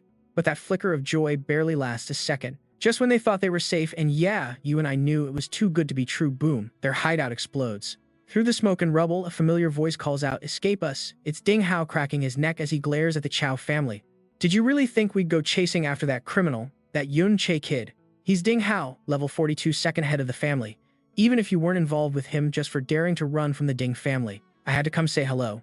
His hand makes a crushing motion, his eyes glowing red with a cruel, menacing light. "Besides, you're underestimating a hero clan, aren't you?" Ding Hao leaps into the room where Kiao Zong, Grandpa Kiao, and Auntie Kiao stand. They are all completely stunned by his arrival, to say nothing of the traitors he brought with him.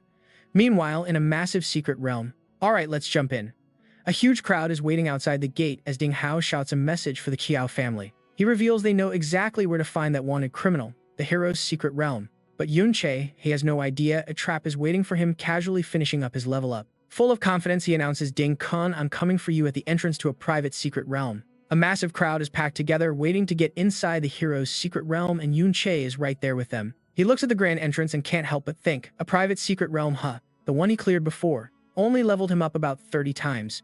The efficiency was just too low. He looks down at the scene. Rows of armored people with weapons patrolling in small squads.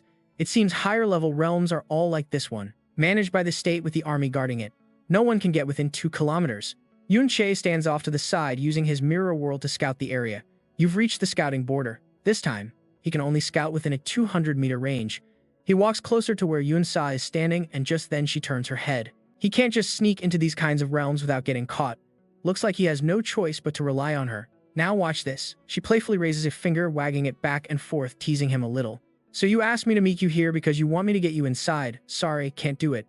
Yun Sa looks up, her gaze shifting forward as she speaks softly. Let me tell you something. I wonder how much you really know about who I am. She closes her eyes. Her hands gesture like she's helpless, not even noticing the 2 cards Yun Che is holding out. Even if it were me, I don't have a pass. And I can't get in either. Yun Sa pinches the card he offered between her 2 fingers. She glances at them, her expression a mix of surprise and confusion.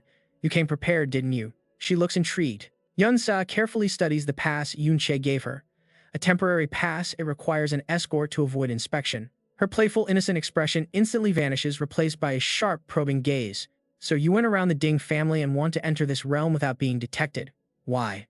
Yun Che doesn't rush to explain. Instead, he brings up the image of Kiao and standing on a mountain of corpses in the last realm. You were in that traitor's realm too. You saw what Chiao An was like, he says with a slight smile. He closes his eyes and starts to explain his plan. If Kiao An isn't as evil as they say, then that whole betrayal incident might be wrong. I want to help you to help the Kyo family clear their name. I need to confront the hero. But Yun Sa just looks at him annoyed. And yeah, I don't blame her. Do you take me for an idiot, she asks, pointing out the obvious. The way Yun Che's been acting is completely out of character. They barely know each other. Risking the hero's wrath for some guy named Kiao Ji. That makes no sense. Plus, you already snuck into the Ding family's mansion. Yun Sa calls him out completely, crossing her arms, waiting for him to be a little more honest.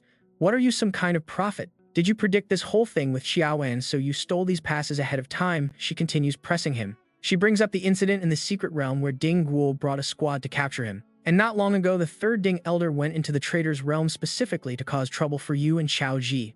She taps her chin, thinking it all through, her every word dripping with suspicion and doubt. But then he disappeared and they still haven't found him. Yun Sa's eyes lock onto Yun Che, studying his every reaction. You see, this doesn't sound like you want to confront the hero. Her final words leave Yun Che just standing there, smiling back at her. It sounds more like you have a grudge against him. Yun Sa smirks like she's just found the crack in his story. And your name? Yun Che. That surname Yun. Are you somehow related to that traitor Yun Che from back then? But our main character has lived twice. His mind is definitely quicker. He just shrugs hands up with an innocent smile. Aren't you also named Yun? Does that mean you're related to the traitor Yun Che too? She knows he's got her there. She grabs the bow on her collar, closes her eyes, and shoots back. I don't do things like that. Her long eyelashes hide a flicker of emotion as Yun Sa softly continues. Besides, my real surname isn't Yun. And just like that, Yun Che latches onto that little piece of information. He picks apart her every word. So you changed your name just to avoid trouble. Then how did you know my real surname is Yun? Aren't you afraid I'll expose you? That's not the attitude of someone asking for help. You and I both know Yun Sa is just holding the past, turning the tables on him. Alright, let's jump right in. She's laying it all out, one wrong move and he's a dead man. But just like that, Yun Che's playful demeanor vanishes. His voice, his eyes, everything turns dead serious. And with absolute trust, he says, I believe you won't do it. His intense gaze stops Yun Sa cold. She freezes up, clutching her arms as he continues to speak to her. He presses closer, forcing her to instinctively take a step back. The person who risked their life for a student wouldn't betray my trust. He then pulls out a journal. He holds it out. This is Ding's stolen diary. See for yourself what the so-called hero Ding Kun's descendants have been up to. They've been using their family's hero status to prey on innocent young women. But as she reads the words inside, she's still not completely convinced. She holds up the diary. Because of this, you broke my trust. I couldn't care less about this stuff. Yun Sa's eyes narrow, trying to use her words to pry more information out of him. You, on the other hand, you seem calm, but you just casually handed your life over to a total stranger. So naive. Never been betrayed, have you? Now watch his reaction. Yun Che just smiles, his gaze distant as he whispers, betrayal. His completely calm attitude is starting to get on her nerves. She crosses her arms, watching as the wind whips through his hair and coat. His voice stays impossibly calm. Whether I have or not, who cares? It won't make me stop trusting people. He steps right up beside her, his voice still filled with that absolute conviction. I believe your true nature isn't evil. Ugh. His words give Yun-sa goosebumps and she physically shrinks away from him. The further the better. You don't exactly look like a saint yourself. Finally, after arguing, she turns to lead him into the secret realm. If you really trust me that much, then follow me. We'll see if I decide to turn you in. Tough talk, but deep down she's already caving. Yun-sa silently leads him onward, glancing back at the man following her after a while. An idea starts forming in her head as she leads him straight towards the gatekeepers. As they walk, that thought grows.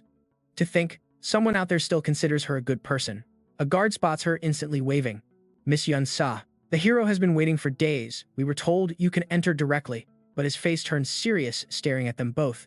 But why aren't you with old Master Ding Dang? And here's where things get tense.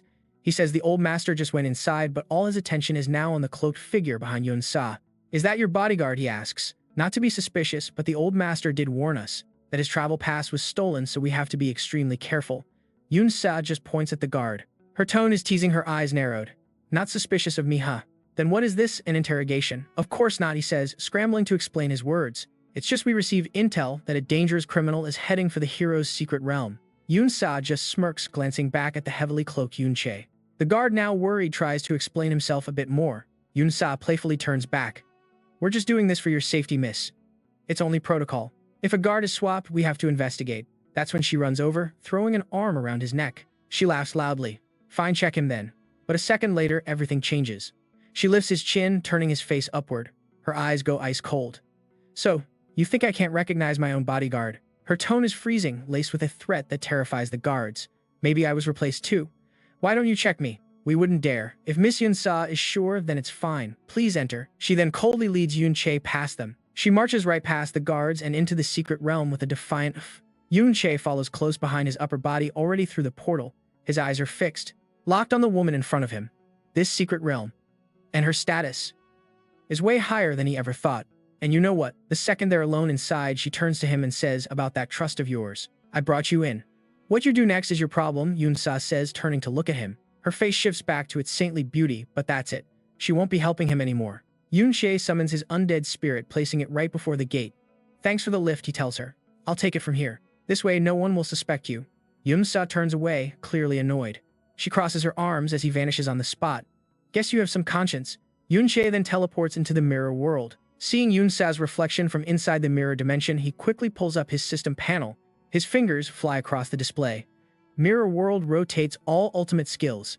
And there it is, the ability he can finally use now that his Mirror World has hit level 3. The moment Yun-che activates the skill, a system notification pops up and a horde of copied monsters appears. He calmly watches the entire process, thinking to himself, the level 3 Mirror World can copy dungeon monsters from the real world. Facing a massive onslaught from these creatures, Yun-che remains completely calm. He unleashes his power on all of them, a thought echoing in his mind, from now on, I can freely grind monsters in the mirror world without ever worrying about being discovered.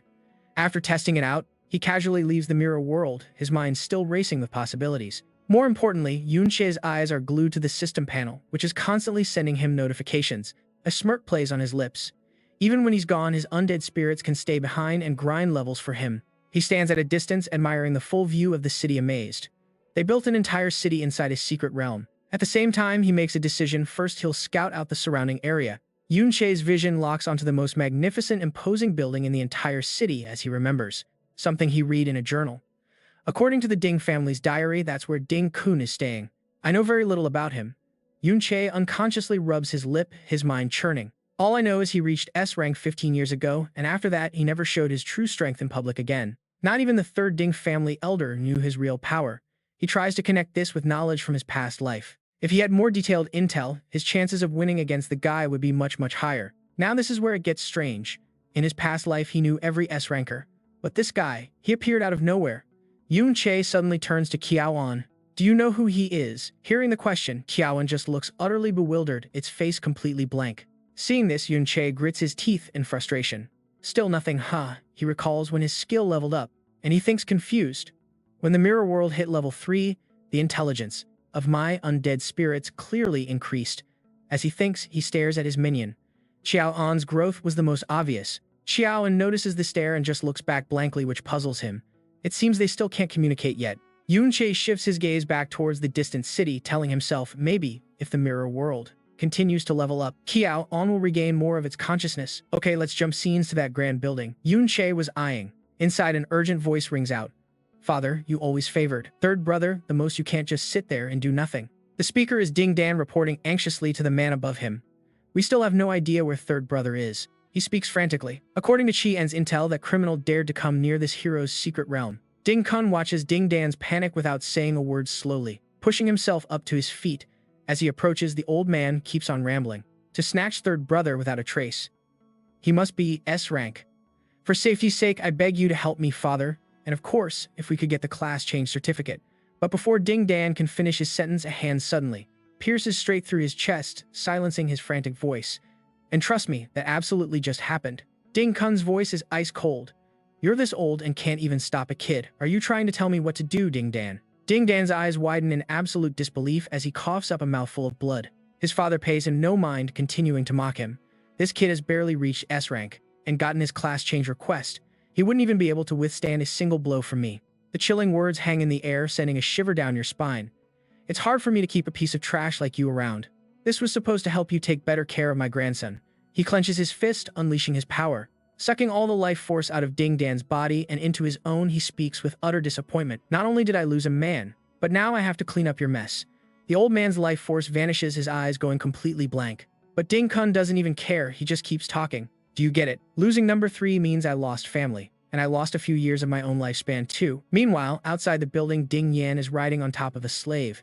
He's laughing, absolutely loving the chaos around him, and constantly screaming orders at his pack of wolves. Hurry up and loot everything. In the midst of the mayhem, a little girl is crying her heart out, a total contrast to Ding Yan's excited shouting. Now watch this. It gets even darker. Nancy approaches from behind with a suggestion. Young master, your pet hasn't eaten meat in days. The implication is horrifying. Hiding in a corner, Yun Che is forced to witness this entire grotesque scene. He struggles to contain the inferno of rage building inside him.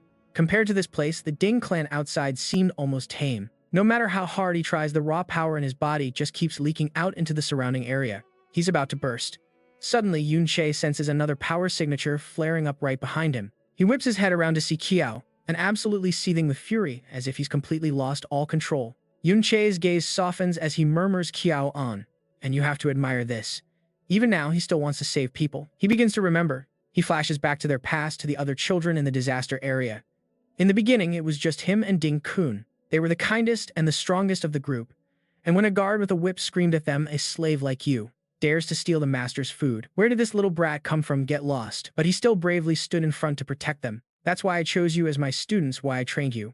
Yun Che remembers the high hopes he had for them both. I hoped that once you were strong, you could protect others. His eyes harden in the present, his voice thick with gut-wrenching regret. But in the end, I'm the one who ruined you. I'm the one who turned you into this. Just then, Xiao An struggles to mumble a name. Lan. Qian. Yun Che immediately snaps back to reality. He's absolutely floored. Xiao and you.